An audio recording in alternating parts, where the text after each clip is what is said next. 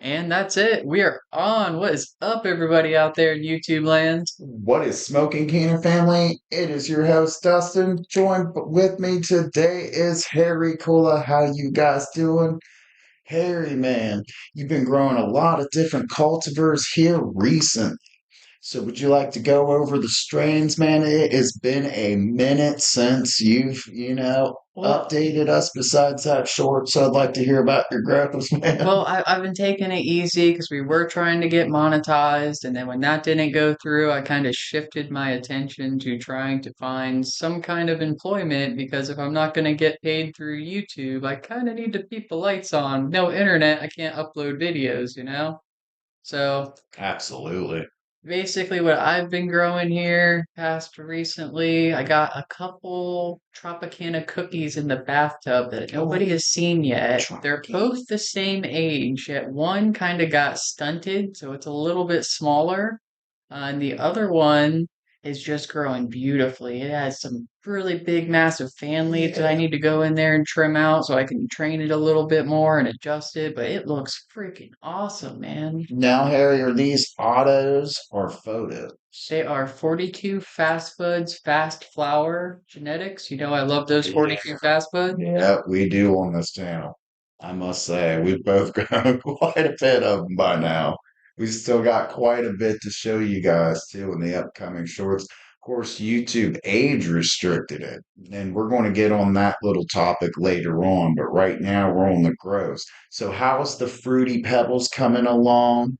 The Gorilla The Cookies? Gorilla Cookies is a autoflower, and that one is, I mean, I always feel like I struggle at the end with those Rhodorhalis genetics that are in there. Absolutely. I think everybody does, including myself. I've seen other channels, bigger and smaller as well. The autoflowers sometimes do finish like hell. Now, the buds themselves, the colas, the flowers, the cannabis, YouTube, the cannabis on the plant, it's still on the plant, it's growing, it looks beautiful, it looks awesome. Yes. I'm really happy with the way the nugs look. A lot of the leaves went yellow, some of them it looked like they just kind of sucked the energy right out of those leaves, but I think that's something that Rhodorhalis does. Yes, it tends to do that. And what I've seen as it does pull, I mean, all essential cannabis plants do pull nutrients at the end. So this is a process when you can't, if you guys have been trying to grow these auto flowers and you see, I sometimes have them yellowing leaves, but your nutrient regiment's right, your pH is right, your environment's right, everything's dialed in just correctly, and you're still having those issues, but your cannabis plants happen to be auto flowers, that is the issue. Sometimes they do require more nutrients in feedings if you're supplementing CO2. And sometimes some autoflowers are hefty eaters. They will eat up your cow mag, they will eat up your nutrients, and you may have to double per week feeding. So instead of feeding it once per week, you may have to supplement it twice. However, naturally, you're going to have those yellowing leaves within your canopy or at the bottom, top, or middle section of your cannabis plant. And that's just something you got to expect with autoflowers. Very few of them and few genetics finish just with perfection without that natural and yellow effect, or natural yellow effect, rather. Now, the Fruity Pebbles, she was in the bathroom to start. She was a bathroom grow, and she was in a 1 gallon pot. And I left her in that pot a little bit too long, so she did start to get pot bound. So I had to transplant it into one of AC Infinity's fabric pots, one of the Yeah, one of five my favorite. gallons. And when I transplanted it, I had to bust that root.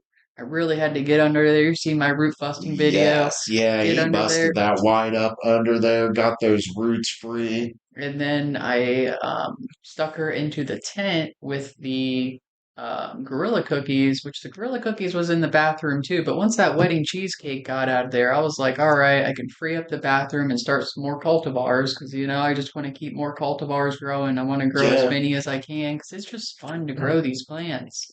But once I did that, it took her a little bit of time. She had still had a little bit of like that look of having droopy leaves and just having that like like not as healthy as she should be look, and that lasted for about a week, and then all the leaves slowly started going back up in their neutral position where they all started looking healthier.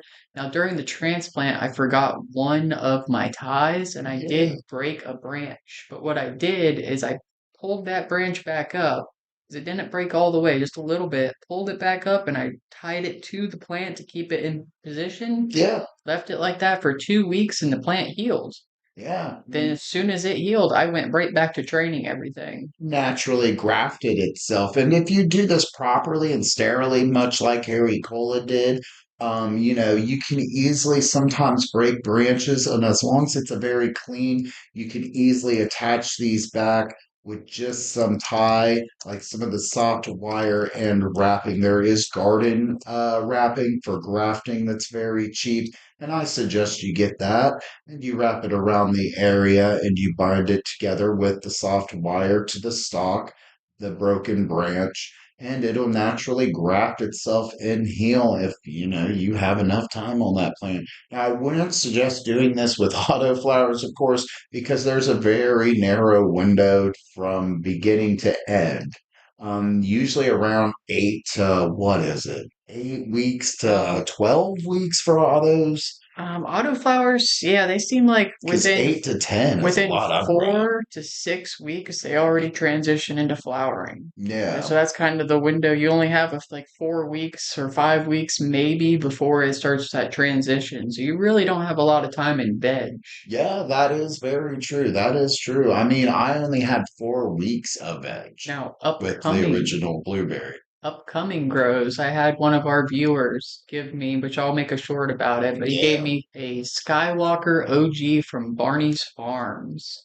So I'm going to grow one of those. That's an autoflower. Also an autoflower called Blackberry Moonrocks, and I think it's from 42 Fast Buds, but I'm not 100% sure, so don't quote me on that one. Yeah. But I'm really excited to grow these two autoflower plants, and they will be replacing the Tropicana cookies in the bathroom area until, well, they're autoflowers. I'll probably just let them finish out in there. Yeah. Yeah, you could.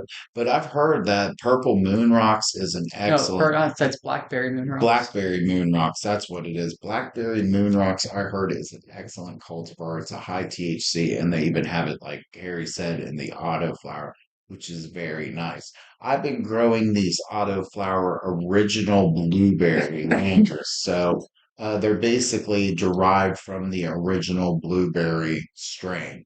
And particularly, they've been growing really well. I've had one take up more indica type genetics, and the other two pick up more sativa genetics because these two girls are a little long and lengthy, and the other ones are, or the other one, I'm sorry, is short and bushy. So it picked up a lot of indica genetics and traits. I did, however, throw a 5x5 AC Infinity rudder or trellis net. I'm sorry, over the autoflowers. I almost said ruderalis, but autoflowers, and I have them growing quite nice. I have a nice canopy.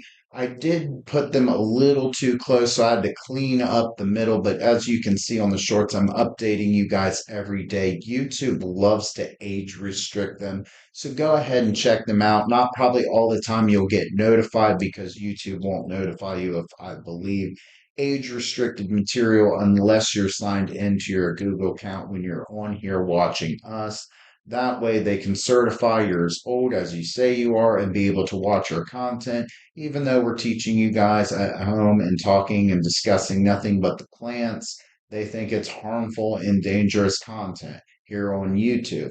So, speaking of that, I would like to state the weird thing that happened before we even started the stream. So, me and Harry Cole are sitting there, much like you guys, watching the jar spin and waiting to start, talk to you guys, and update you guys on the channel and everything that we got on this, show coming up. But YouTube hit us with an age restriction before we even started. Before we said one word to you guys watching through your devices or TVs, whatever you're watching us from. Much love out there. Thank you guys. But they age restricted us before we even said anything. which is just crazy. And so we went ahead and appealed it. So hopefully more of you will be able to see this. But we do use this gradually every Monday. However, the scheduling might end up changing just due to, life changes. Harry Cola seeking employment in his job and work schedule. But once we get that balanced out, we will have a day where we go live. But we will be consistently, as always, frequently dropping content. I will be dropping shorts every day and doing my reviews and all other sorts of things. And me and Harry Cola as well will be joining together and creating content for you guys, the Canna family at home. But Harry Cola, how do you feel about these age restrictions Uh, that we keep getting, even though we well, really don't do nothing? well, I hope that one day in the future, cannabis won't be so demonized, that it won't be so hated on, that people will just chill out and realize that, like, there's already substances that they sell over the counter that are way worse than cannabis will ever be. Yeah. It's not that harmful. It's not something that makes you aggressive. It's not something that makes you angry unless you're just like somebody who absolutely hates it and the word of it triggers you or something, but like it does YouTube apparently. But God. we it, I hope one day it will be recognized as something that's good opposed to something that's bad. And then maybe that day, much further in the future, we can try to do monetization one more time. But right now, it just seems like not a good idea to even go that route. But we'll just keep pumping out content like we normally do. Yeah, yeah. YouTube will not stop us. Which I'm going to slow down a little bit. I'll probably only do once a week just due to my schedule on my shorts, but I'll still have videos coming out as I normally would. And I will have shorts every day due to, just with my scheduling as well. And I'll be able to upload shorts for you guys every day. But I feel on my behalf that, I think it's insane that the fact that we get on here and we mostly talk to people about a plant and about knowledge of a plant, love for a plant, that it's just demonized as well. And the age restrictions, YouTube don't really bother us because it's not going to get our channel took down. And we're not going to say or do anything live or any otherwise on content form to get our channel marked or took down. So we're just simply not that kind of channel. We're just a cannabis education channel that covers every aspect of the plant, whether it's topical lotions, whether it's incense that are infused with CBD, or whether it's cannabis reviews, disposable reviews, plant growing, auto flowers, photo period, gardening tips, doing lives. We cover it all here at Two Buds in a Jar because we don't like to be in one box. We like to go all over the Well, place. and eventually, too, there's still those sitcoms I would love to be able to get into. There's Yeah, movie ideas that I would love to try yeah. to execute. And then I always have more ideas, and I'm just kind of dreaming up as I'm going along for just goofy, entertaining content that was different than what anybody else is putting out. Yeah, yeah, absolutely. I just feel like YouTube. See, the problem is, and I ain't gonna make this an all stream thing, guys. I'm just gonna say my piece about YouTube and kind of be done with it. But YouTube offers you guys a platform. You guys watching at home that may have channels, you cannabis channels that are smaller, much like us. We have what, 4,120 subscribers so far. We're a smaller channel. Thank you guys so much, by the way. You guys are truly the heart that keeps the whole body moving with this whole situation with YouTube. Um, but my piece is that the fact that, you take like into consideration, they give you this platform and this app, and they are like, here, be as creative or whatever you want, and that's Broadcast fine. yourself. Yeah, broadcast yourself naturally. And back in 2010, you could do that and you would get monetized and paid as long as it brought in, views and ad revenue. And then Google partnered with them, and then they age restrict everything. It doesn't matter if it's cannabis content, gun content, normal content, and it just became one of those things. So I essentially think just YouTube got worse when they partnered with Google, and that really screwed the cannabis community. Well, they became all about those advertisements. But Yeah. Gabriel92 says, "Greetings from the opposing Andy mountain range of Chile. Waiting on my gelato. Strong plants because I have a very high tolerance today." Yeah, Andy, I gotta say the gelato is one of my favorites. It's Gabriel. Oh, Gabriel, I'm sorry. I gotta say, Gabriel, gelato is definitely one of my favorites. I've smoked that many times. It has a good creamy signature taste, and it's a good indica that you can like really just breed with any other type of strain. It There's has a lot. so Yeah, many I just recently had a variants. disposable from Select with berry gelato. And then bought the bubblegum gelato, and now I kind of broke away from the gelatos and got a Granddaddy Purple. So, I mean, I've done reviews for them on the channel if you guys want to go check them out. But, After the stream. yeah, after the stream. But but anyway, the gelatos, yeah, the gelatos have a great profile. They're hybridized with many different cultivars, and there's a lot of different phenos, autoflowers, and photo periods you can get of them. They just have a good signature taste. I think it has like a good kind of creamy taste. And they're beautiful, flowers and cultivars. You got purple hues in it that's like a light lavender into a darker type of purple, I would say. But I've seen many variants. I've had many concentrations, many carts, just many. There's a lot. There's a lot. I think Yeah. Gelato 33 was one of my favorites, Yeah, if I Gelato remember 33, incorrectly. Yeah, that Gelato was a good 3, one. Gelato 33. There's one called Gelati by Cookies. I definitely want to, Gelati. yeah, Gelati. I want to try that. It looks really good. I got to say.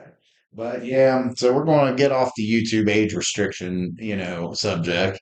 Move on to gelato and whatnot. No, I'm just kidding. But we got a lot of episodes coming. We kind of dropped around. How many did you end up dropping, Harry, that one day? Like eight? 10. 10. So we dropped 10 episodes. A lot of them, of course, by YouTube was age restricted. Go figure. So if you guys want to check those out, you guys probably haven't noticed them or they've come up in your notifications. That's just due to YouTube's age restriction again. But we dumped around 10 videos.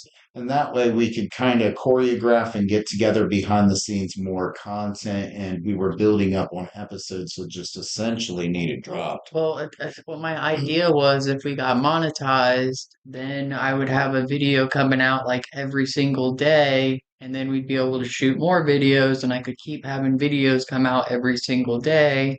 That way, if they did get age restricted, we would have time to deal with videos from day to day. But once I saw the monetization thing wouldn't work, I was just like, yeah, scrap that idea. Here's 10 videos for you, YouTube. Yeah, we did have about 2,500, or yeah, about 2,500 shorts and videos all together on our channel, and we had to remove a couple hundred of them, like 400 of them, and it took Harry Cola like It's like 208. 208 videos and took Harry Cola like 3 or 4 days to do. And that was in order to get monetized. And then, once we removed all the age restricted content, they said our, channel basically is not monetizable because it's dangerous or harmful content. And I mean, I don't know. I don't see really what's dangerous or harmful about what we're doing right now, but whatever. That's YouTube's ideology. But moving forward, so what I did with these blueberry originals is I have them in 5 gallons, and then we'll get off the grow topic, man. I just forgot to say this other because we got on the age restriction. But I got them in 5 gallon fabric pots by AC Infinity. I started them all at the same time, but one kind of sprouted shorter, and that was the one with the more indica heavy genetics. If one thing I gotta say, I mean, these were from Hydro Gardens and Lights. They were really good, I gotta say, and they flowered really quick. Within 4 weeks, they started flowering. So that was kind of a big shock. Growing them in Fox Farm, they feed Fox Farm soil will feed an autoflower for up to 3 weeks. The fourth week, you'll need to feed it. Kind of by that time, the soil fed it. I didn't feed it no veg food, and it was already going into flower at that time. So after that, it was anyway, there we go. But keep getting spams calls. Sorry, guys. But after 4 weeks, it went into you know how it is. sitting there at home, stoned on your couch, watching TV, YouTube, whatever you're doing. All of a sudden, your phone rings, and you're like, who the hell is this? Pick it up, and then they're trying to sell you something you don't even want or have. But anyway, so moving forward, these blueberries, guys, I gotta say they're good genetics. They have really gassy resinous buds. It has a very light hint of blueberry with more of a fuel-like smell. These are in week 8 of flowering, I believe. But I was using the Fox Farm, and like I said, I didn't even have a chance to really give it a vegetative feeding because after the 4th week it went into flower, so I started loading it up with the unsulfured molasses. I was giving it the Marriage Grove flowering food, and then I was adding Bush Doctor CalMag by Fox Farm, and that was kind of my recipe. And I gotta say, it was going really good. One of them back there, obviously on the shorts, we had a viewer pull out that thought it was an iron deficiency, and it's just really my CO2 level is very high where I live unless my windows are open for some reason.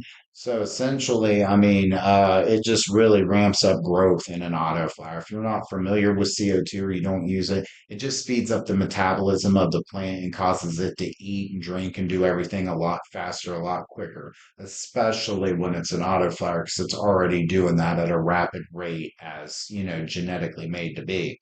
Um, so ultimately, I have a very high CO2 level and it's really depleting nutrients and using a lot of energy. So I'm only keeping my plants on a 1 week, I only feed them once per week. So, I mean, that's kind of what I got going on with my blueberries. They're doing good. I've had no real problems. I've just had to go in there and, remove leaves, clean a little bit above the top canopy, move some of them fan leaves, which I already did a short one for you guys. Showed you guys I got in there, got all the families, got them out of the way, exposed the bud sites more, went in there, cleaned up the middle canopy, and I just fed them today. I mean, they didn't really need fed till Wednesday, but their pots were rather dry and light. That's just a sign, Usually it takes a week to do. After that, it's time for another feeding. Right. Especially if their leaves are turning, yellow or starting to, and a couple of the bottom ones were, and I'm like, yeah, you need some food. And that So that marriage grow too, that stuff is so simple to use, but I do notice, especially with autoflowers, I might get one or two feedings in with the veg food, and then it's off to flower. shit. So the autoflowers really do eat up the flower food really fast. Yeah, I mean, yeah, I gotta say, the autoflowers really do eat up a lot, and I mean, they're genetically prone to do that. So from germination to or sprouting seedling till flower, they're just go. It's like hitting the nitrous tank on Mother Nature. So they're going to grow, and then you just got to feed the engine. Basically, The, it's going to go and go. You just got to feed that well, engine properly. I've said it before, but I feel like the Ruderalis is like a rocket ship, where the normal beta Hmm. photoperiod's like a race car, and you just take those two things and you slap that rocket ship on top of that race car, and it just goes. Yeah, yeah, essentially. And it just has a faster metabolism and it doesn't go off lighting conditions. So, I mean, it's just prone to really grow and exist as quickly as possible. It only takes what, like 8 to 12 weeks? Like, or It eight to it 10. I'm depends. sorry. Most of mine I've grown is like It 8 to 10 depends. weeks. The Gorilla cookies I'm growing right now had a 10-week flowering cycle, so it's Uh, 14 weeks. So some are well, longer, some are yeah, shorter. yeah, that is true. It It depends on cultivar. it But depends all on that cultivar, yeah. which and every cultivar is different. Just because you can grow Gorilla Glue doesn't mean you can grow, you Super know, glue or crazy glue or gorilla glue number 44 or they're gorilla glue number 4. they're all different. Yeah. They're all a little different. They all have, and then this as the seasons change too, it really does either increase your potential to grow plants or decrease your potential. I know during summer Yeah. it was so difficult growing plants because of the constant heat. It was just so hot, and it was great for veg. But then once they got into flower, it's like, all right, my AC is really cold, but my tent's still, up there at almost 80 degrees. We had a few, me and Terry. You want to actually tell them about yours? Oh, my air conditioner broke. The air conditioner broke and my house was sitting around 86 to 90 Oh, degrees. And that's right in the beginning, maybe just coming into flowering on those wedding cheesecakes. And I had to do something to cool that house down because I was too hot to function. The plants were too hot to function. the cat was too hot to Well, function. I think the cat was the only one that was loving life. That thing is like a reptile. Well, yeah, It just loves being warm. It was like, this is great. Why isn't it always 90 degrees in here? yeah. I was saying, guys, I was in my old apartment complex, and we were in these old ones before they were renovated. To get this, so I'm sitting there in my house, and all of a sudden my air conditioner stops working. It's like climbing like from 66 is what I usually keep it in my Cold. house. Yeah, hair is freezing his butt off, but had to censor myself there for YouTube. But I mean, we're already age restricted. You might as well just say yeah, yeah, right. But it. anyway, I'm sitting there in my apartment, guys, and I'm getting stoned, like usual, 24/7 every day, 365 thing. And then my air conditioner stops working. I'm like, what the hell? So I do everything I can from the inside to fix. I go outside and it fell off the freaking building. So my whole goddamn air conditioner unit's laying on the ground, and I'm like, what the hell? So I call my, people to fix it, the apartment, and they're like, they'll send somebody. So they did, but it said it would take 3 days. So like I was in there for a couple hours and the heat started climbing. I had like plants flowering and I had no central air anymore. And I'm like, shit, man. So it's like 83 in my apartment at this, time. And keep in mind, guys, I'm used to like 66, 67, like when I sleep, when I'm awake during the day. I just keep my house that cold. And anyway, so I'm like, I'm going to Walmart buying or an air conditioner. So I go to Walmart, local Walmart, go in there, buy a big air conditioner unit, slap it in there, get it 65 again. But by that time, guys, the heat's already taken its toll on the girls, and some of the leaves were yellow and burnt and crispy and shit. Even though I took my light and turned it down. Well, So there you're was like nothing I could really do, but me and Harry's air conditioner both crapped out. Mine was on the Great Ape and Northern Lights grill. you're like so intense, man. That thing, you have to Yeah. keep it on the lowest setting or else it just cooks your plants. Yeah, I have an SD44 430-watt LED panel from AC Infinity. I know that's a mouthful, guys, but it's just really an SD44 from AC Infinity. And it's a 430-watt full spectrum panel. And, from seedling to veg, you can only have that thing on notch number one. And it has 10, so it goes up to 10 on it. So you can really only have it on one, and you have to have it about a foot and a half to 2 feet away from your plants when you start germinating. So just for rule of thumb, like 24 inches, 12 to Well, 24 inches, and literally. and every light's different too. Like Yeah. I have a Walmart light in my house that I just use for seedlings up to once it hits veg, it starts wanting more of a spectrum, which is where one of the Tropicana cookies is at right now, but I just don't have another light for it. But once the Gorilla cookies gets out of the way, those will have some space and some better spectrums with their area. But yeah, every light's different. The Walmart light, I can get that thing like 6 inches to the plant, and they love it. What about that other one you have that's Now, made from that company? What was that company called? oh, that one's a smart farm light. Smart Farm. Now, the other light I have, it's a good light, and it's really good once the plant gets into veg, and from veg to flower, it's really great. But it seems like going up to veg, because originally the plant that wasn't doing well was under that light. Yeah. And something about that spectrum just isn't great for seedlings. But once they get into veg and all the way up to flower, it's great and it's really strong. But I think it's maybe I didn't have it high enough, or maybe I had it set it a little bit too high or something. Something went off there, or maybe it was just the genetics of that seed. I don't know. It's doing better now, but now it's under the Walmart light, but it's also got to that point where it's actually in veg. So now it needs the other light, but the other light's already being used. So So yeah, yeah. I mean, I don't know. I would say, I've used a lot of different lights throughout my time growing it. I've been growing for 20 plus years. Um, and studying cannabis as well, and just talking to different business owners of cannabis and just tons and tons of other things. However, essentially, I can say, all lights are really different. They come at different spectrums. Obviously, you guys know this. However, I've used anything from CFL bulbs that are 150 watts to actual LED bulbs to Gixxer lights to Spider Farmer lights. I had Cali Grow lights, and then I went to AC Infinity. And I gotta say, AC Infinity, it can definitely produce some high times looking bud. You get really frost, really dense colas. You get great yields out of that tent. And that's a 5x5 AC Infinity Cloud Labs tent. So I'm able to pull 6+ ounces off one auto plant. Just let alone I can grow around four, five if I really wanted to and kept them small and trained them. Be pushing it. But Yeah. Gabriel 92 says, here we are leaving winter and moving towards spring. Time for outdoors and trees. GG.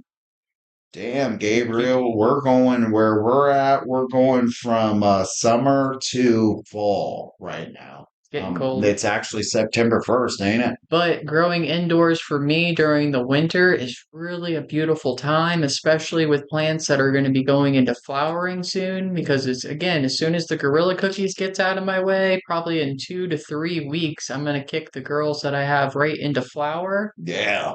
And I'll have flowering plants again as soon as quick, So, but it gets dry during the winter, and having that nice dry climate just is so much, and cool. It's just so much easier and so much nicer for flowering season. I'm sure it'll produce some very beautiful cultivars. Yeah, I gotta say, where we live, growing and flowering out during the winter is just top. It's just top tier, guys. Just due to the fact that you can really, because I don't mean, we're not sponsored by AC Infinity, but I love their equipment. But with the Cloud Labs tent I have and the 69 Pro panel, you can really dial that lower temperature in to really bring out more trichomes and more coloration. So if you're, looking for coloration and some type of minimal stress to kind of add that to your environment, let's say you want a particular strain like Purple Punch, for instance, a cultivar that has purple leaves or purple buds, you just slightly drop that temperature down. And I don't mean drastically. I would say if you have that temperature on, like, let's say 75, I would say drop it down to 65, but I would do this gradually day by day. And that just really, secures more trichomes because it's getting colder. The plant's trying to protect its thermal heat. And then you also got the coloration, which is going to bring in the Uh, anthocyanthins. Anthocyanthins. No, I'm saying this wrong and I'm butchering this and I'm kicking myself. I know it's just because I'm baked, man. I can't remember. Anthocyanins. That it just basically the purple genetics. Okay. I can't remember the scientific name. I apologize, guys. The terpene it produces from those purple genetics is the carophyllene, right? Yeah, well, yeah, there's carophyllene that has to do with purple, but predominant purple genetics, it's from anthocyanins, I believe. Cyanine. Yeah, which is the cause of the purple coloration.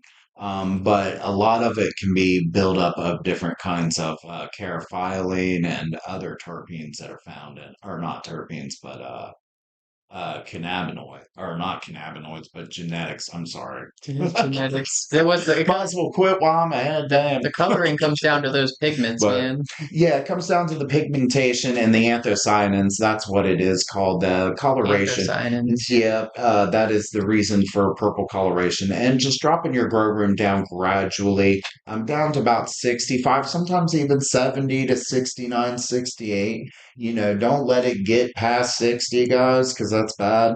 But just drop it down just a little bit. You can even do it by a couple degrees. I Yeah. find that anything that you want to change, you kind of want to do it kind of slow. Unless you're dealing with the auto flower, I guess you can have like a little bit of a quicker.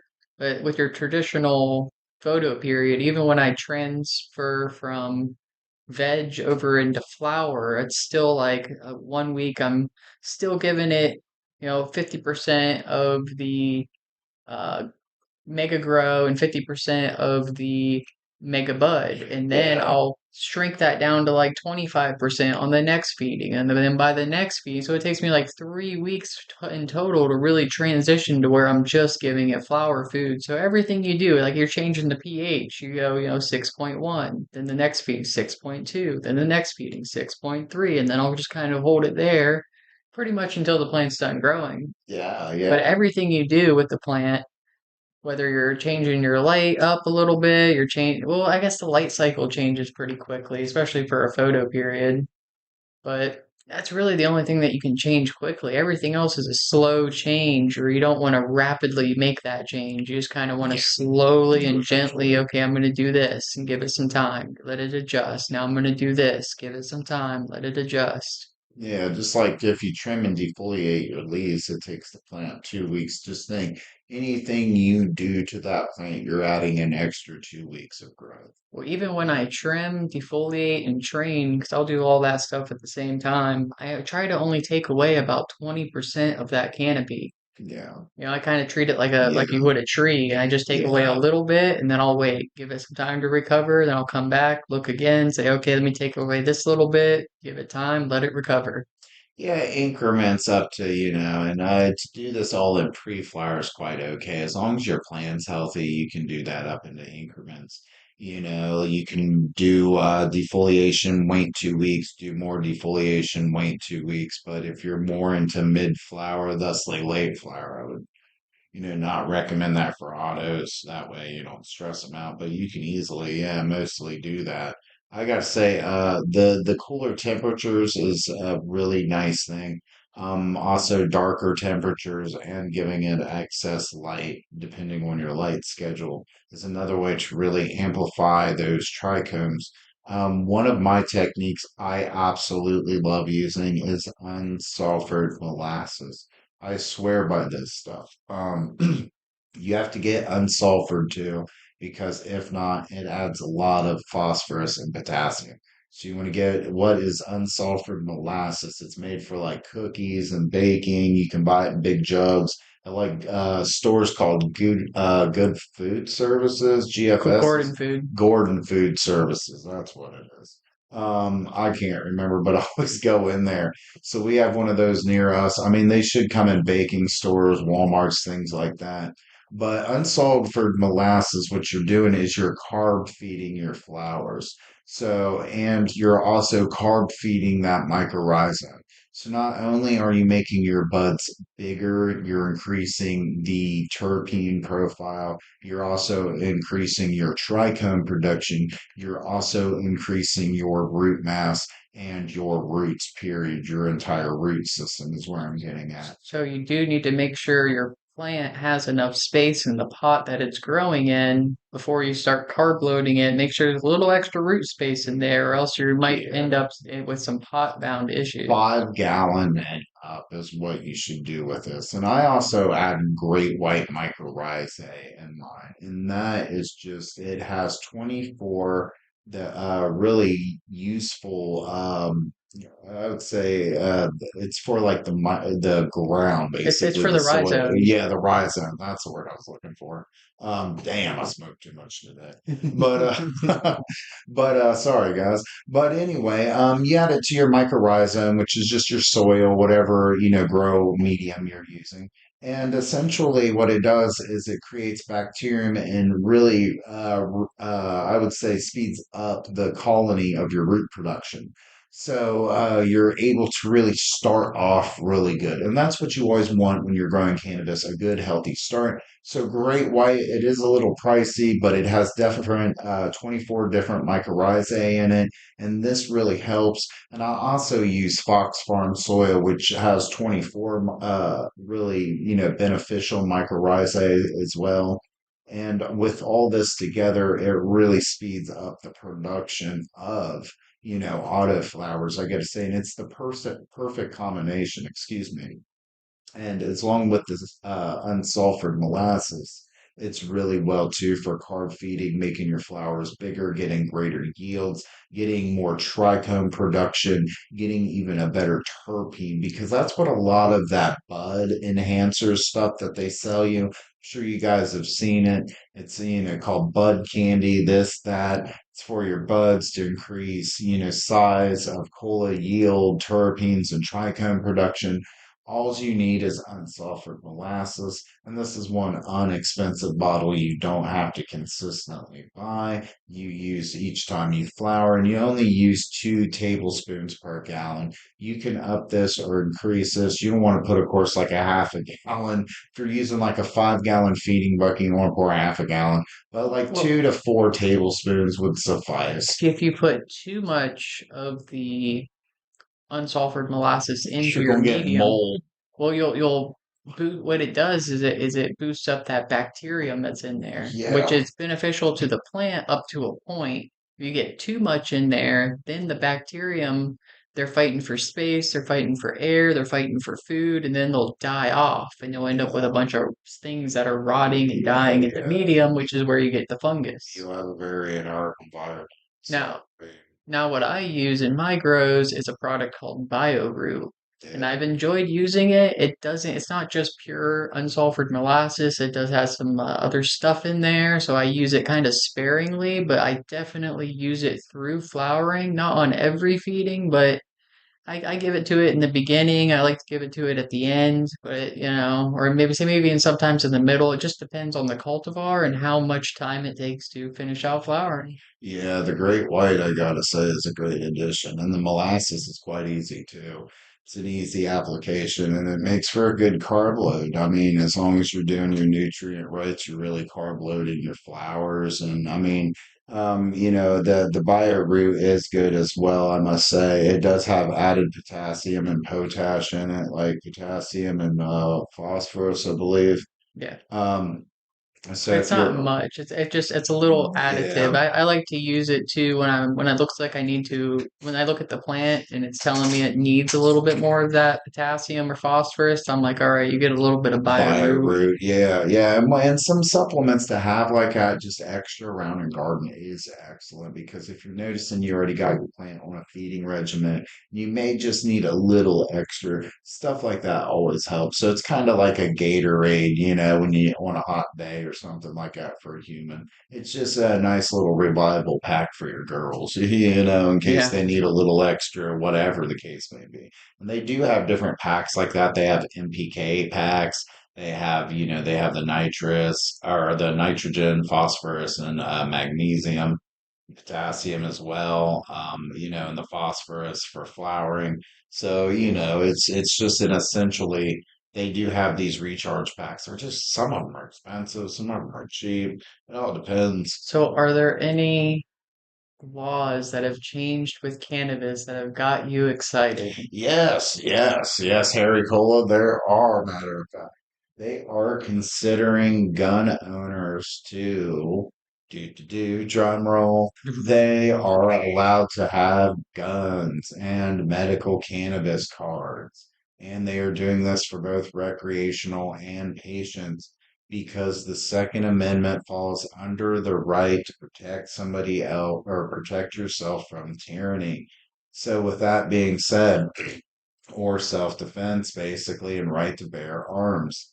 So, with that being said, they can't necessarily stomp on these facts, and them saying you can't own guns is basically taking away one of your rights. I know a lot of you guys watching probably don't, care, but, I do. I'm a very passionate firearms enthusiast. I really do enjoy them myself. And I know as just about as much about them as I do about cannabis. I spent a lot of years around them. I don't hunt or anything like that. I don't enjoy doing things like that. That's just me personally. I like going to different ranges and different shootings, places like ranges and outdoor shooting places and going to gun shows, just looking into it. But it's really nice that you can both enjoy now these hobbies soon, and not feel like it bothers your constitution or, is detrimental to your constitutional right because you do have the right to own guns. Just because somebody drinks alcohol all day doesn't mean they can't own guns. just because somebody smokes marijuana all day now doesn't mean that they can own guns. Now, this hasn't been set in stone yet, but it is in the works and it is going to come out because this has been a huge thing, even in the gun community, that, if somebody can't use medical cannabis, something that's organic and natural, and own a firearm, it's just ridiculous because you do have the rights as an American citizen to bear arms, which means you do have the right to buy a gun, whether you really use cannabis or not. It doesn't really matter. Now, they're doing this on a federal level, so this will be United States cross-wide. So that will be nice. It will cover all 51 of the United States. It'll be a federal thing. This won't be just a state by state decision, if you guys are wondering. So they have this to basically let, cannabis users or recreational users or patients of marijuana basically own and be able to use firearms. And I think that's the way it should have been in the beginning because that's just our constitutional right. And, there are like 20 some plus amendments. And, some of them I do got memorized, but that is just one of them that they just try to disregard altogether because people choose to use cannabis, and that ain't right. Just because you used to or choose to use cannabis doesn't mean you have less rights than any other type of people. I think somebody that uses cannabis every day is better than somebody who drinks beer or liquor every damn Well, day, but that's just my opinion. that's a good point you because know? I have smoked a ton of cannabis in my life, and I have never, not once, ever have blacked out or been not aware of what I was doing on cannabis. Now, alcohol, who knows what the heck I was doing? I don't remember. But on cannabis, that's never happened. If I smoked a pound right now, one of two things would happen. Either I would go eat everything in the refrigerator, or I would lay down on that couch and pass out. That's it. There's no other options. Yeah, that would be a combination of both, probably for Harry. So I know I do the same thing. If I sat down to smoke a pound later, I would eat a lot of food and I would just pass out. Because I mean, I smoke heavily all day, carts, and I use a volcano vaporizer. I use disposables, 2 gram disposables as well throughout the day. So, That's I another mean, good point too there. Like I've lowered my tolerance down just to due to funds. It takes a little while to get plants to grow, but I'm excited for my next one to come out. But I've been lowering my tolerance down so I don't need to use as much. And when you have a lower tolerance, you really experience the effects of weed. Like you don't realize when you have a high tolerance how psychedelic and how profound the effects are. But what they do is they make you happy. They make you relaxed. They make you calm, and they make you think. Right? And these are yeah, the things that I'm doing on a heavy dose of cannabis with a lower tolerance. And I don't think any of those things cause you to, lose control of what you're thinking or doing, but you're just thinking about constructive things. Oh, why am I doing this? Oh, why am I not doing that? And you start doing things that, or, maybe you'll be too stoned, but you'll be thinking about these things. And then later you'll be like, yeah, I'm going to go do all this stuff that I was thinking about earlier when I was really stoned. Now I'm going to, go through this thing I need to organize, or I'm going to clean up this floor that I've been saying I'm going to clean for a week, or whatever the thing is that you're not doing, you're going to go do it, but yeah, it's never bad. It's always positive. It's always beneficial. It's always really helpful. And it's like, how can you think yeah. that something that can help improve your life essentially is so demonized? It just boggles my mind.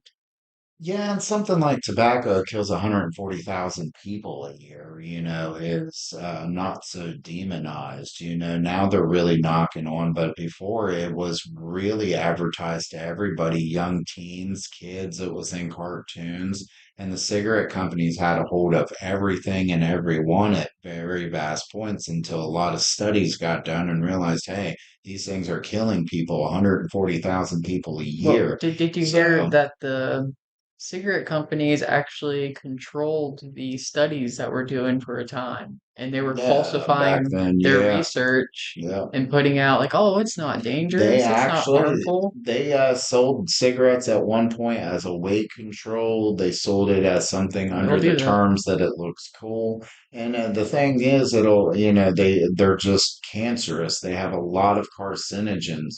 They have between 13 and 1600, and then after lit it's like 32 or 23, I can't remember, 100 It's a different ton. cancer causing carcinogens and chemicals.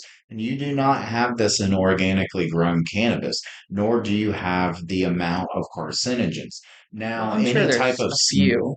oh well, You're yeah, still then burning something. that's what I'm, yeah, because you are burning the plant material, there is carbon monoxide, which in itself is a carcinogen and carcinogenic.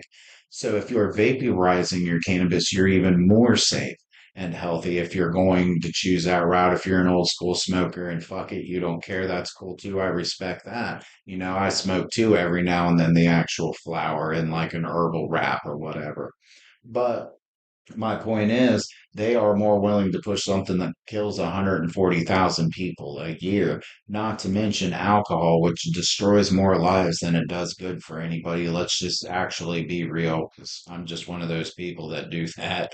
But, alcohol also destroys a lot of lives, a lot of careers, a lot of relationships. A lot of people make stupid decisions. A lot of people die a year because of drunk driving. You don't have a lot of people dying a year because of cannabis use. You don't have a lot of people getting in domestic violence situations because of cannabis use. You don't have a lot of people making illogical choices with their spouses because of cannabis use.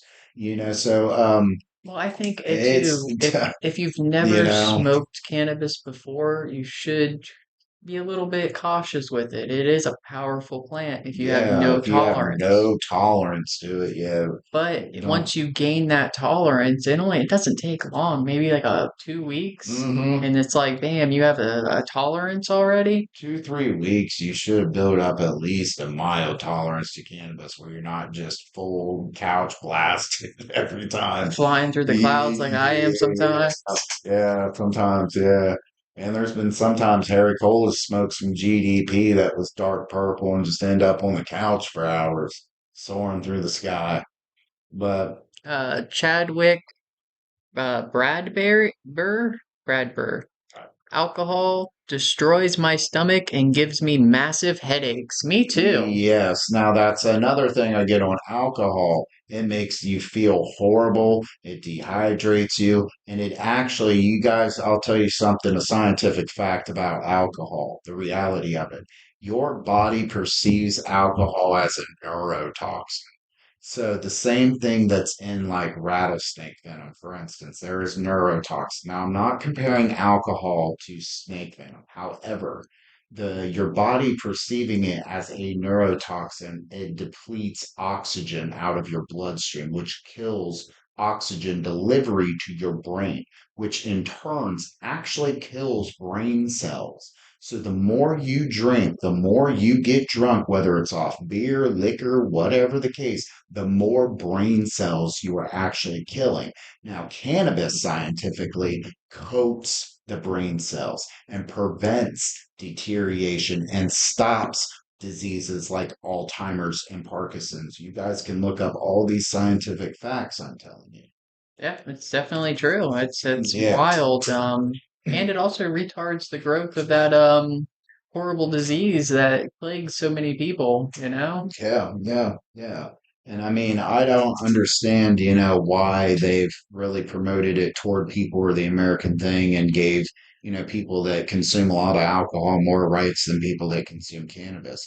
And I think that's why they're changing this because they do realize to a degree it goes against our constitutional rights as American citizens. Well, I think alcohol is kind of an old school thing, and they liked alcohol for their workers, which I mean, that's kind of, the backbone of America is the workers, right? Yeah, And yeah. the workers would get fatigued and they would drink a little bit of alcohol and it would help replenish that fatigue so they could keep working. But this is when we were working outside with rough stuff, we were cutting down trees, we were building railroad tracks, we were building buildings. It wasn't as civilized as what our modern society is. I think it's a time now we're entering into a time for thinkers. And we still have to do, but we have to think more because that's just, we have computers and all this technology and all this AI and all this stuff, and you got to put more thought into what you're doing opposed to just, okay, I'm just going to chop down this tree. Here I go. Do, do, do, do, do. Yeah, yeah, and essentially, I mean, even back to, so I feel like they've put really demonized cannabis for far too long. I think that, once it gets off, and here's the thing that's beautiful, once it gets off the rescheduling list, there will be all those statistics and all those, anything you want in, because each strain you grow, particularly some, there's like its humidity and temp should be this. But there's a lot where it's not. The reason because us as growers or cannabis enthusiasts, um, can't grow these to particular needs is because of lack of rescheduling, because that type of scientific information is not available to us. However, it will be, and they're more, of course, focused on medical applications. And there's a lot of medical applications cannabis has that can be life-saving to a lot of people. So it's very important, I feel, that it comes off of the rescheduling list, and I don't feel like it should have been on a scheduled list with drugs to begin with. I do understand it has a power psychoactive effects on your CB1 and CB2 receptor, which is just located in the prefrontal cortex up here of your brain. It receives the cannabinoids. But at the same time, it's not addicting. It's not life altering. It's not a substance where, you necessarily couldn't control yourself. I don't understand the I guess demonetization, necessarily with a single Again, plant. It's like hating an apple tree for well, growing apples and well, people are making their own juice. Who again, gives a shit? I understand it because when you ingest cannabis, you sit down, you relax, and you open your mind and you think. They don't, yeah. When you do something like alcohol, you're not really, you turn off the brain. You're not thinking, it's deprived of oxygen. You're just, sluggish and, I'm going to do this. Chadwick says, just watch out for the late night munchies. And he Yeah. says that alcohol is not even close to the alcohol produced today. The old school alcohol was made with natural ingredients. The alcohol made now is made with chemicals. It is very true. You can easily take potatoes, you can take grain, and you can take corn and a number of other things, You ferment it. hops, and you can make organic alcohol. However, how he stated, they did add a bunch of unnatural flavorings, a bunch of preservative chemicals, a bunch of color. Like nowadays, you got liquor that's glittery and pink and purple and blue. Like, do you think in any way, shape, or form drinking glittery liquid, whether it's liquor, pop, or anything, like, is a good idea? Probably It's not. yeah, yeah, or something with that many dyes, and it's just, and then on top of that, it's not even real alcohol. So a lot of the time, unless you're paying top dollar, if you're getting imported bottles and things like that, things like, let's say, Lucid, which is an absinthe, or Goldschlager, or Double Barrel Jack, or Honey Jack, or Vanilla Jaeger, for instance, unless you're buying things like that, and even things like that have a lot of, added flavors and things like that. So, I mean, a lot of the alcohol isn't real. It has a lot of preservatives, which makes it entirely even worse than what we're stating, you know. Gabriel92 says, I quit drinking alcohol a couple of years ago, and I'm 33 now. My stomach thanks me, and so does my wallet. Gabriel, sir, I must agree. I drank a lot my early or not my early teens, my early 20s, I'm sorry. And up until around 24 is when I just quit, because every time I did it, I felt like absolute hell. It was something I didn't really enjoy, and I enjoyed cannabis so much, but I always mixed both of them together. But I always loved my weed more. So eventually it wasn't hard. I drank and partied on and off a long time, then just quit drinking anything, any type of beer. But I've had it all to see if I liked it. I tried all different types of beers, different types of liquors, whiskeys, rums, you name it, wines. I'm just not a fan of alcohol. Yeah, me neither. I I can just say in my early teens, I was don't like it. definitely in the shindig and I was doing all kinds of crazy and mischief stuff to my body. And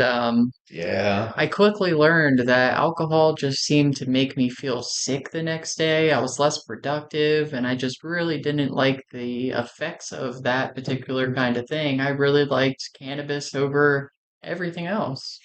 Yeah, to live, I would say a nice, healthy lifestyle is to always get on a schedule, get your finances in order, of course, but don't do a substance that controls you or doesn't let you control yourself.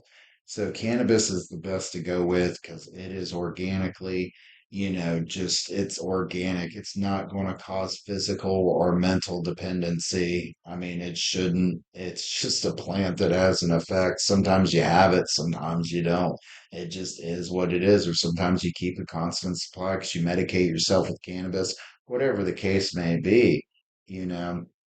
But I always felt in retrospect using cannabis is just a lot more healthier in every way than alcohol. And that's the same thing with tobacco. It's better to pick up weed and smoke it. Or even I would even go for nicotine vapes. Like those are just scientifically healthy. The only thing, that makes them unhealthy is when you don't change your atomizer and you're constantly hitting a dirty atomizer, that metal's heating up and burning that organic Japanese cotton inside your atomizer, which is putting carcinogens into your lungs. You gotta, pay attention to your coil It and will make don't you smoke. sick. It will make you very sick. It definitely will because all of this stuff is this nicotine stuff. It's propylene glycol, vegetable glycerin, nicotine, and flavoring. That is it. Now, flavoring, you're looking at the same kind of flavoring you put in cupcakes. Now, vegetable glycerin is the same kind of stuff you would see in peaches and canned goods. Propylene glycol is in medicine that you've took. And pharmaceutical nicotine. Nicotine does not cause cancer. It's a stimulant. Okay, it's the other stuff that's in cigarettes and all that stuff that actually causes cancer. A lot of people think nicotine itself, for some reason, causes cancer. It does not. It's just an alkaline that binds to your reward system really well. Well, have you ever been to the hospital and they give you that thing you have to inhale? So you have Yeah. something in your lungs, or you have to get medicine in there in some way, and they give you this stuff. It's like a vapor, and you inhale it. That's vegetable glycerin too. Yeah, It that's just has vegetable. medicine mixed in with it. Yeah, when you take breathing treatments, that's VG too. It's vegetable glycerin mixed with distilled water. So it's not harmful. Now, putting anything besides air into your lungs is not healthy. I'll be the first to state that, the obvious. But if you choose to do these habits, there are cleaner and more healthier ways of doing it. So instead of smoking cigarettes, try vaping. Your lungs and your body and your life and your family will ultimately thank you because you'll be here longer. If you smoke a lot of weed and you're having trouble breathing, try vaping.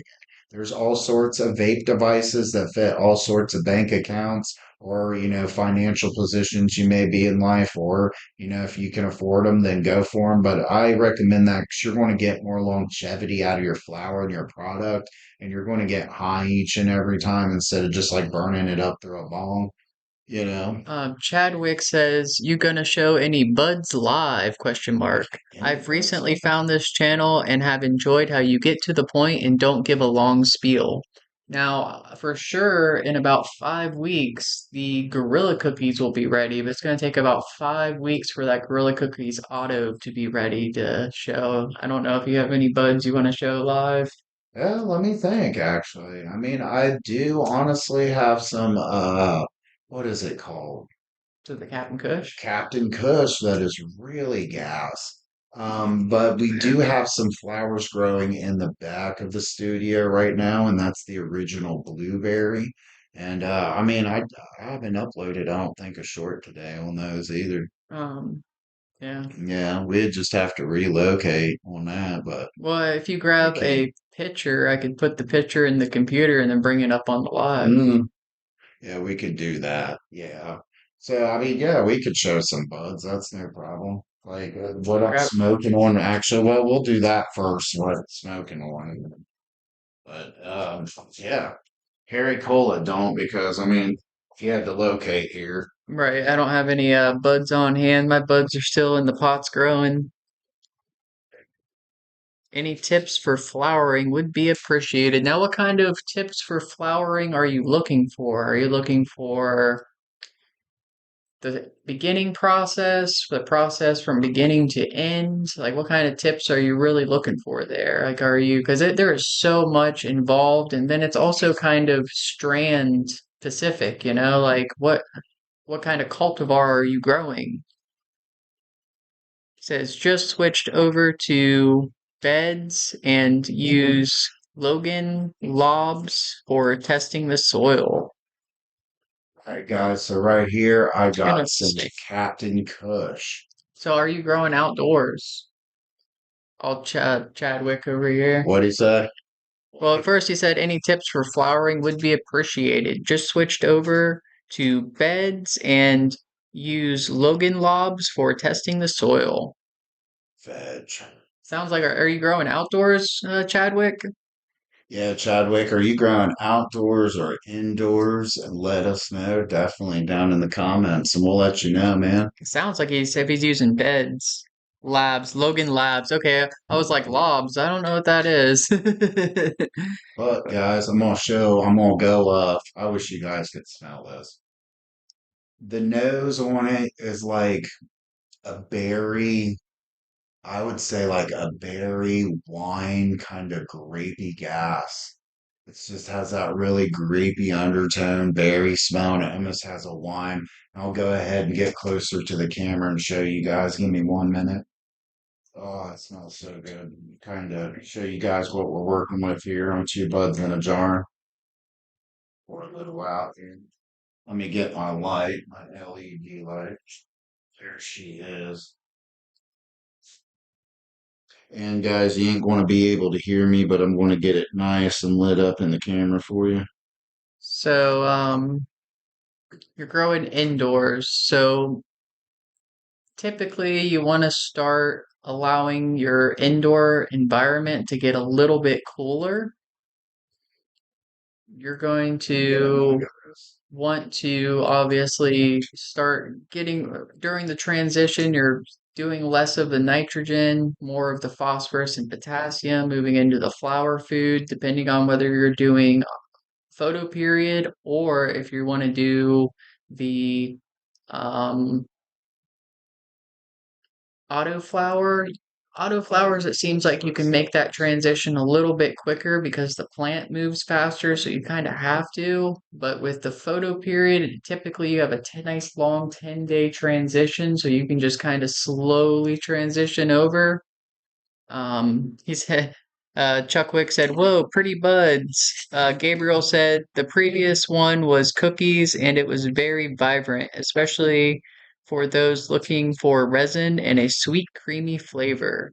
Chadwick says he's got a 300 volt, 15-watt Grandmaster Voyage with controller, and he is growing indoors with soil beds with a Brewski Earthworks humates and using a Grand Master LED. Grandmaster LED. Is it a full spectrum panel or is it? I would assume so. If it's Grandmaster, it's probably a full spectrum. He says he grows all photo periods. I don't grow mini autos. That's Chadwick. Okay. Okay, so photo periods, yeah. So you get to move slow with those. Take your time. Um, you make that transition over. Now, once you make that transition over and you're officially in flowering, I typically like to add a little silica at that time. The silica is going to help the plant with any kind of environmental stresses that may happen. Maybe you might not be around, might be at work or something, and your temperature spikes up during the day. It's going to help with that. Having a heater in there is really important because you don't want it to get too cold. Yep, he says yes, full spectrum. Full spectrum. Yeah, that is awesome, man. Right. That's sweet. And then that light, he said it's how many watts? 300 volt, 1500 watts. Yeah. Ooh, That's a lot that's of a spicy footage. light. That's a spicy Now, light. how big is your grow tent, dude? Are you growing in a room? Yeah, are you growing in a room? Who is that?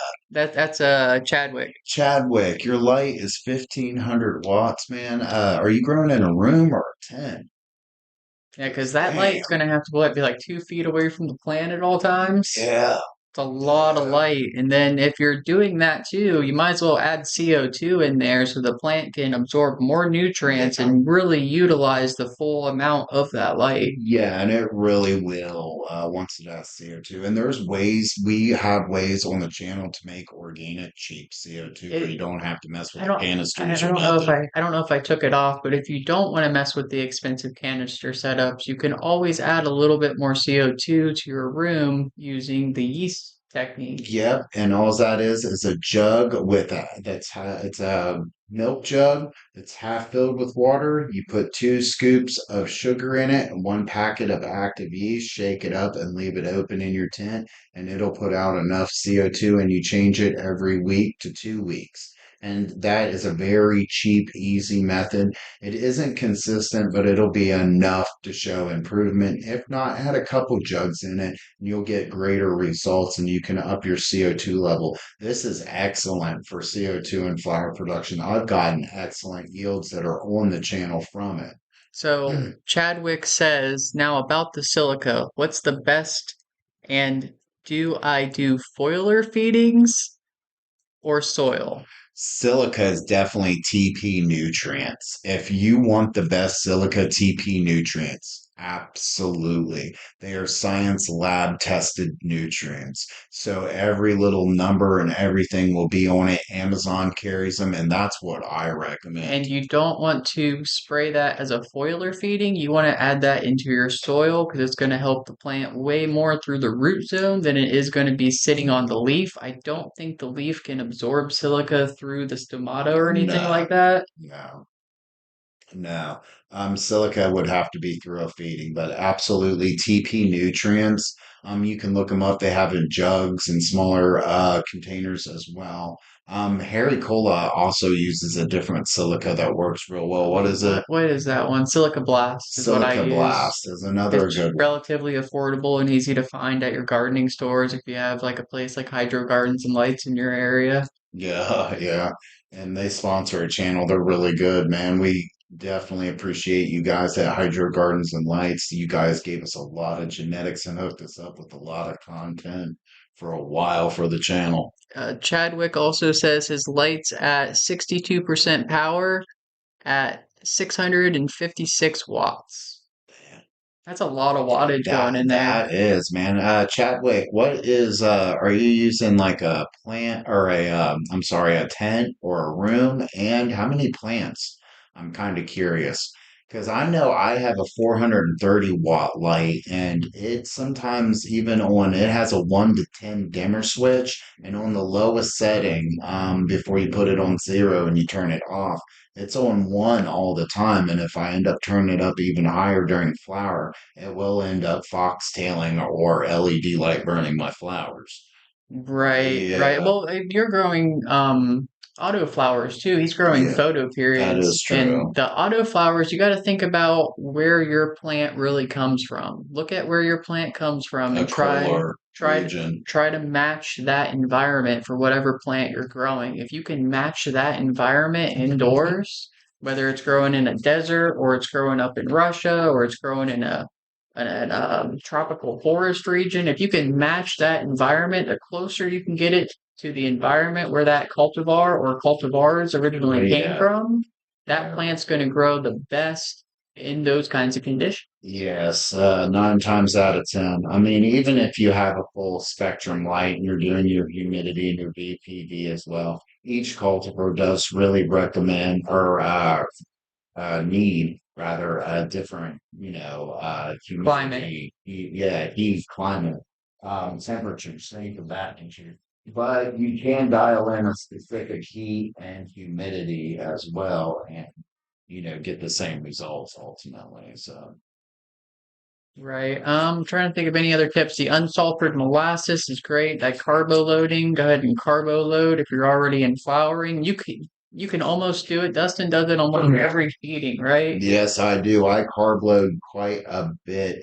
I give anywhere from 2 to 4 tablespoons every 5 gallons of water. So I have 3 fabric pots, guys. They're each 5 gallons. So I run altogether 15 gallons. But I put about 4 tablespoons of molasses, Which is a lot.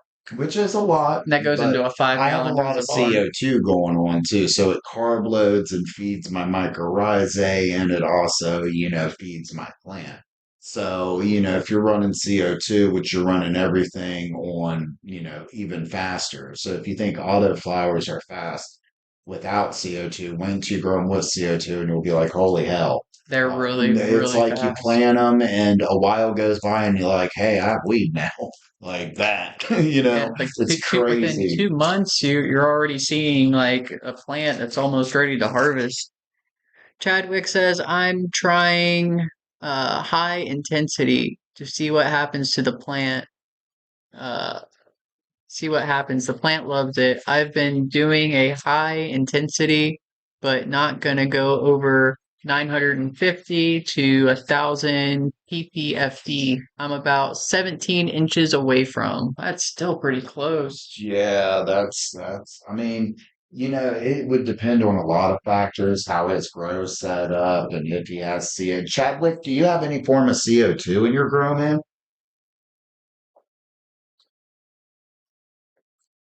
I'm gonna grab a drink, man. I got the Uh, horse cock now. he says the photo rig is from Heart and Soil Project. He's got Fire Genetics. Fire genetics, yes. Fire genetics. Fire. No, no, Heart and Soil Project. That's the company. It's got Fire Genetics, which I don't think we've made a video on that one yet. Heart and Soil, I have to write that one down. Yeah, because we've done a lot of different companies and we try to do them for you growers at home. That way you guys can see all the different fire genetics. And we, of course, always do the most potentest, the strongest, the more complex flavor profiles of these companies.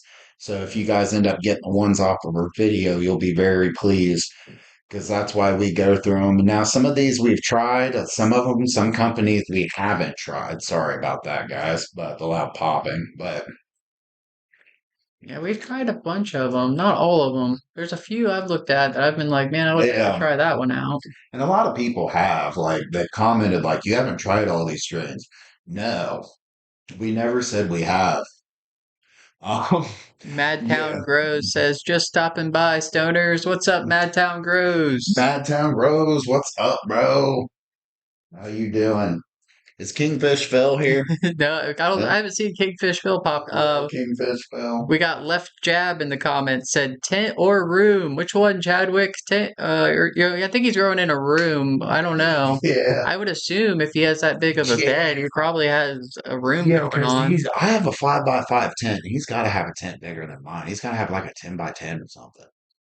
Yeah, he must. He must have a Yeah, big I'm area to thinking he has a grow. big area to grow. Chadwick does. Good on you, sir. Kings YZ. No, it's Kings Y65 says Harvest Day. Yes. King, who was that? King ZY65. I don't know if that's King's Kings.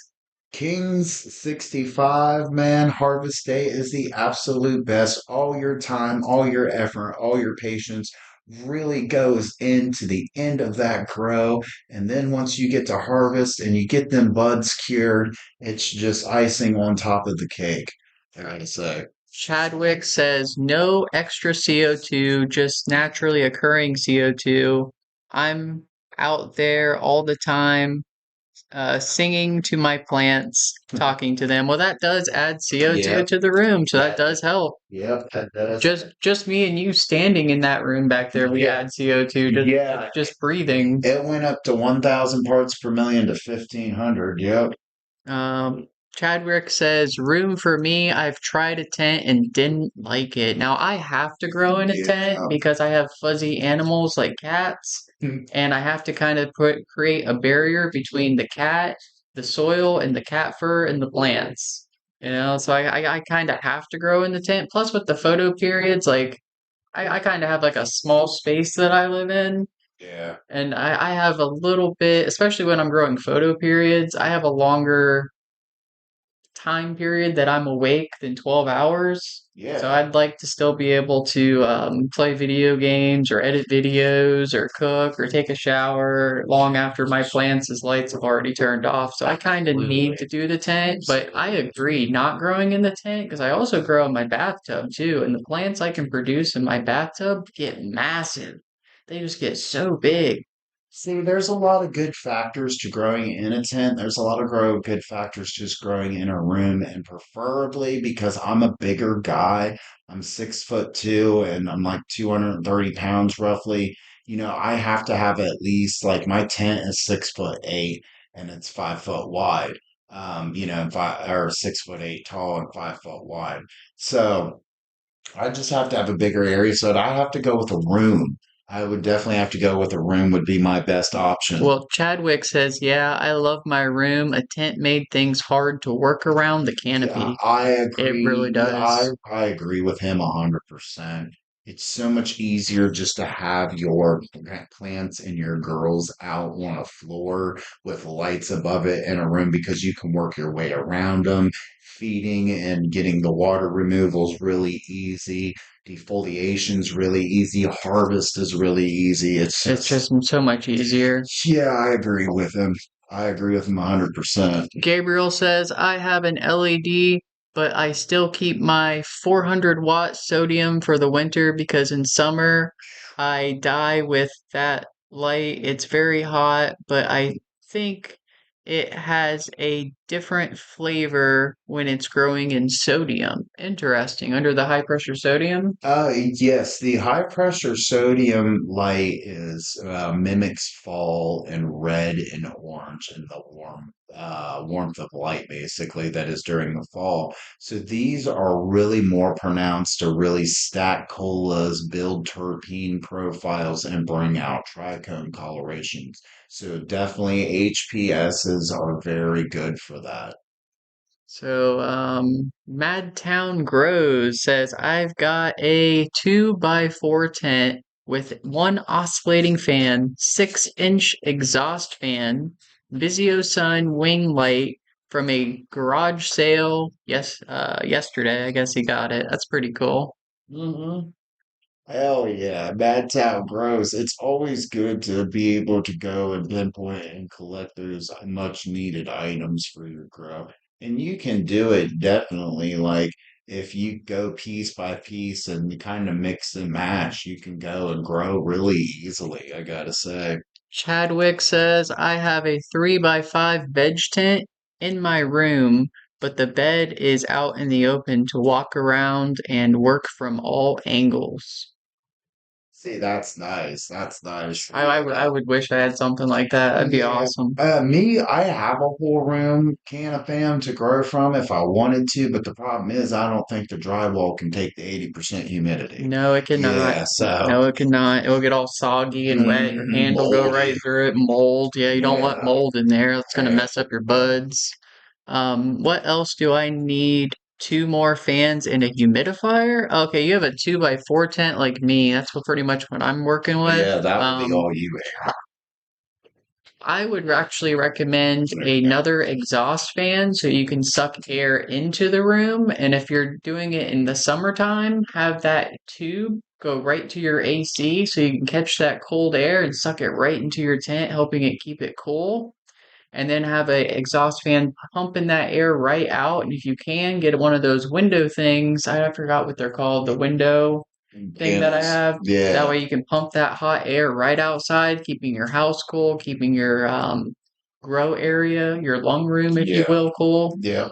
So And Harry Cola meant an intake and outtake well, that way. they're Yeah. what's it? It's an intake outtake, but they're both, either Yeah. way, they're Yeah. intake outtakes. They are exhaust fans, Th- essentially. Yeah. Yeah. I mean, yeah.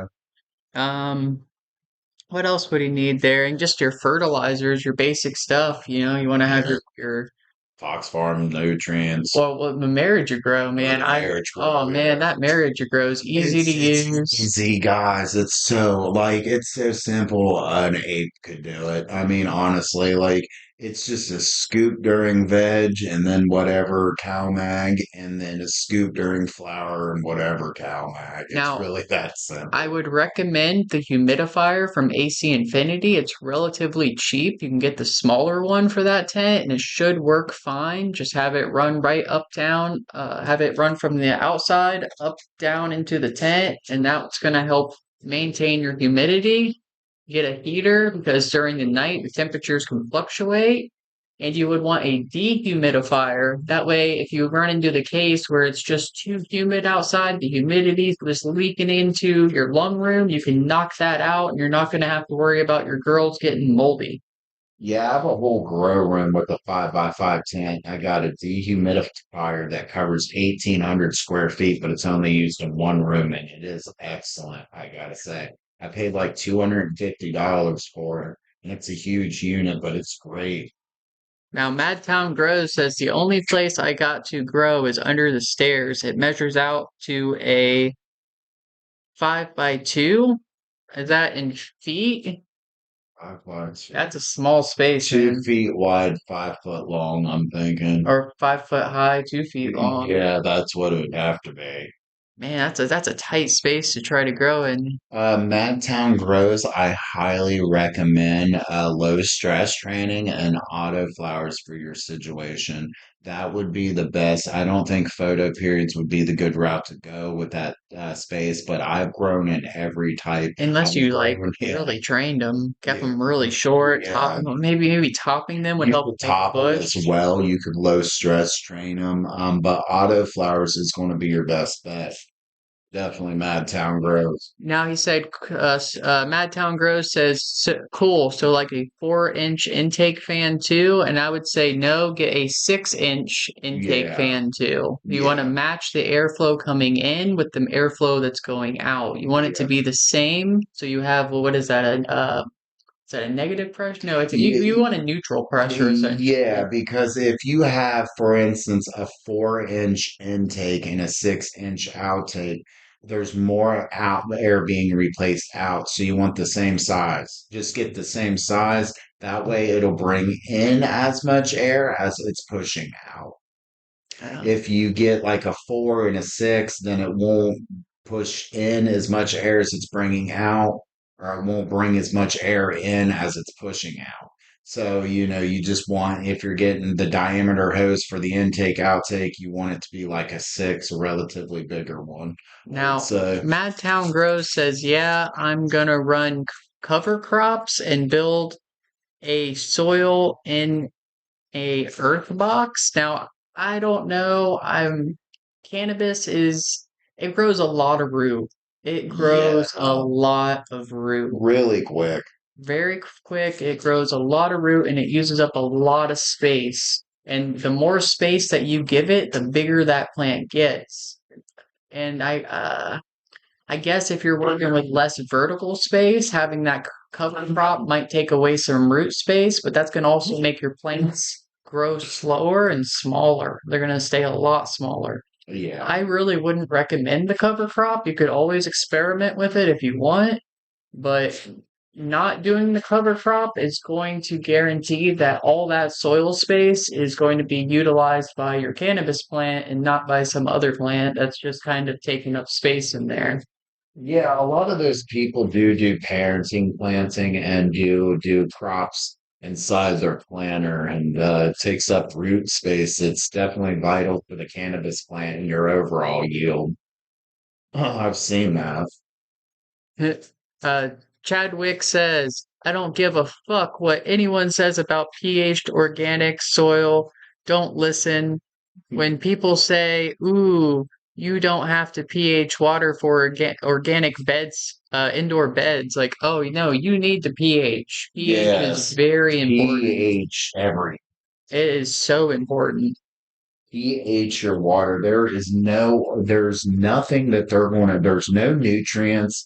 Even there's these nutrients called pH perfect nutrients. Even if you use those, their whole claim to fame is once If you're in veg, it'll put it exactly at 6.0. If you're in flour, put it at exactly 6.5. And you don't need to pH it because they're wrong and I've used them. So I know that's straight BS. You need a pH pen. You cannot just feed your plants and think, even if you've measured the amounts, the pH can still change in your water if you're getting it from a steady source. Fluctuations of iron, calcium, magnesium, all these things can fluctuate. Now, if you're getting your water from a reverse osmosis system or a vapor distiller like I do, or a reverse osmosis system like Harry, then you don't have to worry about these things, but you still have to pH your water, of course. Well, And I we think can't stress that enough. I think using RO makes it even a little bit more complicated because then you need to make sure you're adding minerals back to that water Yeah. or cutting it with tap water. You gotta be careful with your RO water because it will fluctuate easier than just using tap.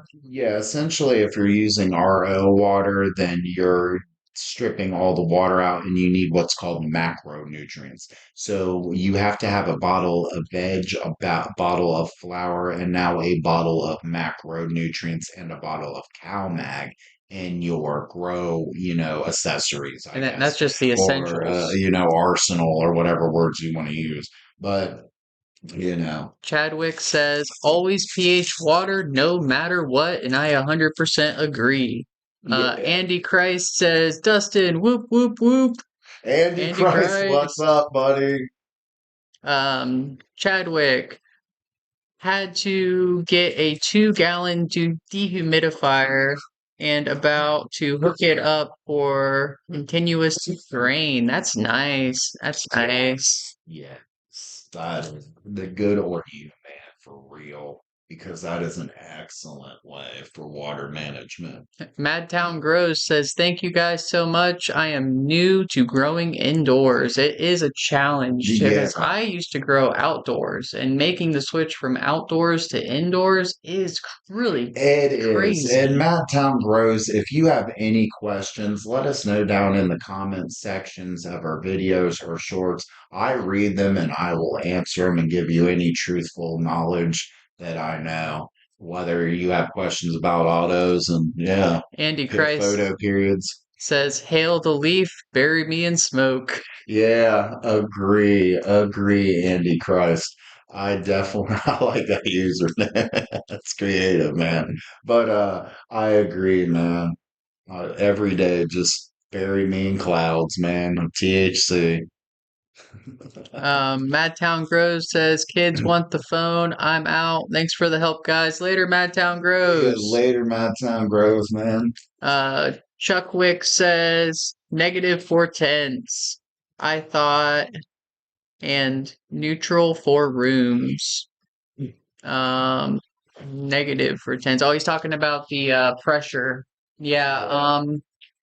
I mean, I've gone positive with tents. I've gone negative with tents. I've done neutral with tents. I've kind of done variations, and I really just think it depends on where your plant's at, really, Yeah. and what Yeah. you want. I like neutral. Neutral seems to be easy for me. I Oh, close what it it up, yeah, the what pressure inside the tent. yeah, you should have an equal amount of negative pressure to an equal amount of positive pressure. And what you can It's do neutral. if you just have, let's say, an outtake fan, you can open up the flaps, which should have netted sides, allowing air, and that will be considered your intake. And now your room that your tent is in is now your lung room. Holy crap. Shay's Garden says, I don't pH my plants. I don't pH my plants are flawless. I can show you. Oh, Tap you bubble must have some overnight. good pure water Yeah, source then. some people might have better Yeah, that's water. true. That Like is true. your what's your pH normally? 9. My pH is normally around 7.2. So then that we don't even live that far from each other. Yeah, we So really don't. Like depending 10 on minutes. depending on where you're at, depending on what your water is running through in those pipes, could really change what kind of water you get out of Mm, it, you know? And I think you're getting water from this area, I'm getting water from a different area. yeah. So we have two different sources for our water supply. And mine's, 9.5, so I have to get it down to 6.3. So it's definitely crucial for me to really check it. But I recommend highly because everybody's water is different and everybody uses different. Like, not everybody watching here or that will watch this or come across this have used tap water, for instance. A lot of people start with tap water, then they get interested in reverse osmosis and then vapor distilled water. And, you can use different methods. And what that just means is essentially is where is your bank account? Because some of these methods, like reverse osmosis, it's expensive. A vapor distiller can be expensive if you're buying the water, but if you're just buying the distiller to make the water so you can run it through your humidifiers like a Cloud Forge from AC Infinity, then it's relatively cheap. It's like 60 bucks. And the filters are very cheap too. You get 25 of them for like 10 bucks, 12 bucks from Amazon. So it creates, vaporized distilled water, which you can essentially, if you wanted to, feed your cannabis plants with and, set it up that way. Or you can use a humidifier and it's a constant form of water. So you don't have to constantly buy dehumidified water or buy an expensive reverse osmosis system. Now, Chadwick says that's what I'm thinking about doing. Shays is bubble the water overnight. And okay, so whenever I do a feeding, I will use a dechlorinator. That's one of the secrets that I use in my garden. I don't always use it because sometimes I like to knock back whatever's happening in my medium, knock it down every now and then so it can have space to build back up. So sometimes I just do non-dechlorinated water, but I always put air stones in my water and I aerate that water because I believe it's called sodium thiosulfate reacts with the chlorine and it's chlorinine in the water. It reacts with that, but it only reacts if there's air present in going through the water. And then it will react with that and remove and turn the chlorine into an oxide which gets out of the water. So I always aerate my water, and one of the other tricks that I use is I keep a few bottles of just, regular bottled water in the freezer, but I Mhm. pour some of the water out and I put rocks into it so it's heavier. I tie some string to that and I keep it frozen. And then my last step after I pH, I nutrient, then I pH. Then for my last step, I'll stick these bottles of water into the 5 gallon buckets, or they're really 4 gallon buckets that I use, but I'll put those bottles of water in there and I'll watch the temperature because my pH pen has a temperature meter from AC Infinity as well. I'll get that temperature down to 68.5 almost consistently every time. Every now and then, it might be like 68.7. It might be like a little bit lower. I've had 68.4 before, but it's really important not to put too hot of water or put too cold of water running through your medium. But aerating the water does seem to really help. And what it is it adds beneficial oxygen to your root system. So anytime you put like an oxygenated stone from a fish tank and you oxygenate your water, you're ultimately removing chlorine from your water in a natural sense. And you're also adding oxygen to your water and you're feeding. And all you have to do is plug it into your outlet, drop it into your 5 gallon bucket, make up your nutrient solution as it's bubbling and doing its thing. And that oxygenates your water and just allows a little extra for your plants in your root zone. Gabriel says you can have the best bottles, but if you don't use the pH well, you reduce your possibilities. Absolutely. You can have the best type of nutrients and, whether it's Humboldt County, whether, it's Fox Farm. And if you don't or pH that, your pH can swing and wildly, even feedings can change in the matter of 20, 30 minutes where you just pH it to 3, let's say, or 6.5 for your flowering feeding. And then all of a sudden it sways, that pH can fluctuate. Chadwick says, great tips. Shay's Garden says, yeah, Thank pH you. is starting to leave the growing way. Chadwick says, yeah, thumbs up. I was outdoor and now indoor, and wow, what a learning curve with LEDs. Yeah, yeah, I understand. Trust me.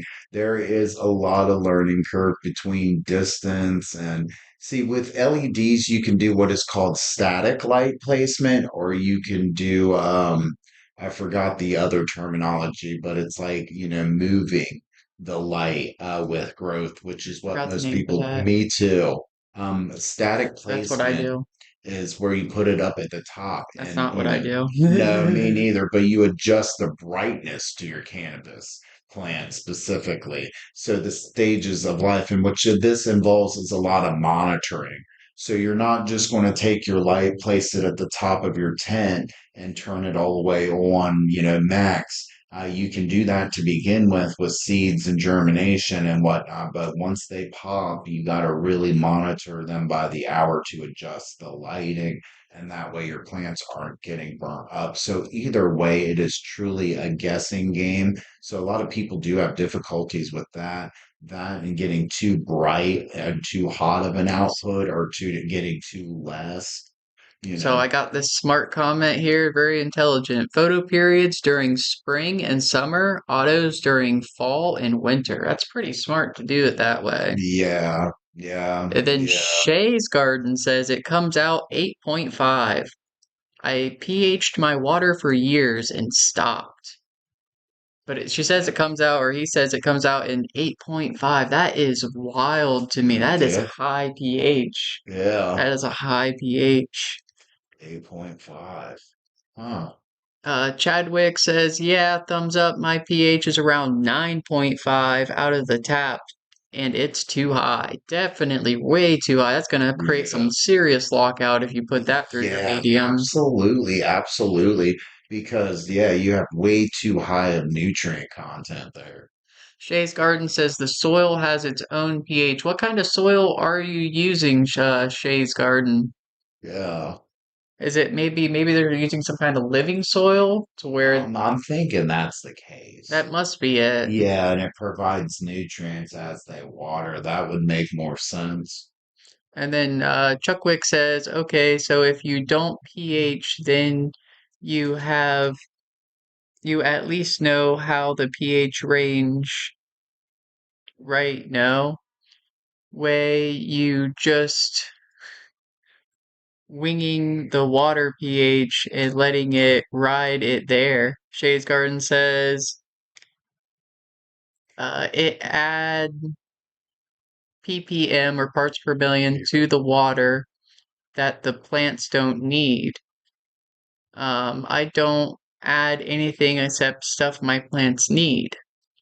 Well, yeah, I only know 'cause people used to tell me you had to, no one does any more natural pH isn't 6.0. Huh. Hmm. Hmm. Huh. That Well, is weird. Because your pH in veg should be 6.0, and then your flower pH should be it anywhere from adjusts. 6.3 to 6.5. And naturally, the reason Yeah, for you would. this is Yeah, because when it rains outdoors and it's hot, yeah, you get a different kind of water than when it's like in the fall and then the plant would be typically going into flowering. It's getting less light, it's going into flowering, and in the fall you have a lot more dead stuff on the ground dying and decaying. yeah, And yeah, there yeah, it must between the decaying matter and the temperature, which temperature does affect pH. yeah. It creates some kind of base somewhere that brings that pH up a bit more during the um, fall months opposed to like the spring summer months. Yeah, Well, after winter, you'd have a lot more decaying stuff from the winter, and yeah, that stuff would have been broken down and would lower the pH. and that is the thing. It does, it's a constant fluctuation of lowering and hiring nutrients through seasonal. So if you do grow outside, you're going to see a lot of decaying of leaves and natural, plant branches, things of that nature. And what that's going to do is release a lot of unknown nutrients into your soil. So it's always good to grow probably in a greenhouse. I grow indoors personally. If I grow outdoors, I probably would just to try it out, see how it goes. But essentially, I mean, I grow indoors, and that's just so I can have full control over everything. because you just have to with these plants. They can get like woolly and out of control, and you can have giant cannabis bushes that just are gnarly, dude. Like if you don't keep up on defoliating and training them, not so much with autos because they stay small, but some photo periods, they can get unruly.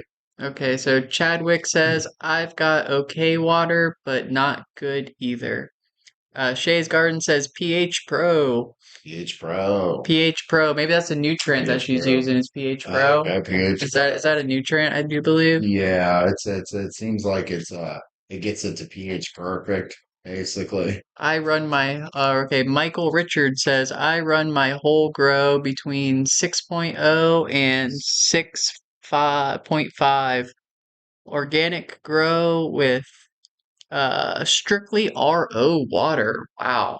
Strictly RO water. So, Michael, are you adding nutrients back into your RO water, like the macronutrients? Because it doesn't have that in there, and you don't want to slip up without having boron or any of these essential Yeah, yeah, microbes, because micronutrients. tap water Micro. has nutrients in it, and reverse osmosis is stripped, and so is vaporized distilled water. It's stripped of all, and if you are using this to water and, give your plants nutrients with, you definitely have to have, a macronutrients which replaces all the copper, iron of those, because you can definitely be more susceptible to getting those deficiencies within your cannabis if you're using reverse osmosis or if you're using vaporized distilled water or anything besides tap water, because tap water, as crappy as it is, does have a lot of the things that your plant needs. And if you're not using a source of tap water, you do need a source to replenish these nutrients. If you're using, like I said, reverse osmosis or vaporized distilled water.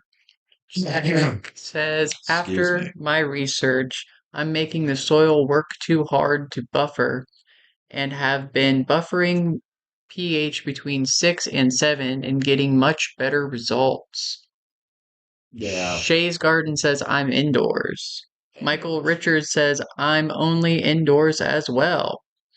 Shay's Garden says, I hate growing outdoors because of bugs. Yes, Yes. that's Yes. the Yeah. bugs and the wildlife as well. See, that is because you're against Mother Nature, you're against bugs. I mean, you're against the weather, the heat, the Well, and the rain. humidity, the The rain, I mean, just everything. Well, a really hard rainstorm could hurt your vegetative plant during vegetative, Or and mess up then your harvest. if you're in flowering, a heavy rain, if you don't have some kind of canopy you can throw over it to protect your flowers, it could cause moldy buds even outside. Yeah, it very well can. And you're just so susceptible. So that's why I Oh, don't bring okay. out. Shay's Garden says pH Pro is soil. So pH Pro Okay. must be a soil that adjusts the pH. Okay. Yep. Which Yep. there are microbes. Yeah. Like we add the mycorrhizae in there and the molasses for the sugars and stuff, and all these little microbes in the rhizome do help adjust that pH because they Yeah. need that plant to get carbon. That is That's one of true. their best ways. Now, when we add sugars and we carbo load the sugar, the soil, the medium, if you will, it does spoil those microbes a little bit because now they don't need the plant as much because they have that carbon in the soil, but they will use that carbon up. And if you let them use that carbon up, they'll still need that plant. Yes, and that will continue to grow your root system. Chadwick says, yeah, fuck the bugs, Shay.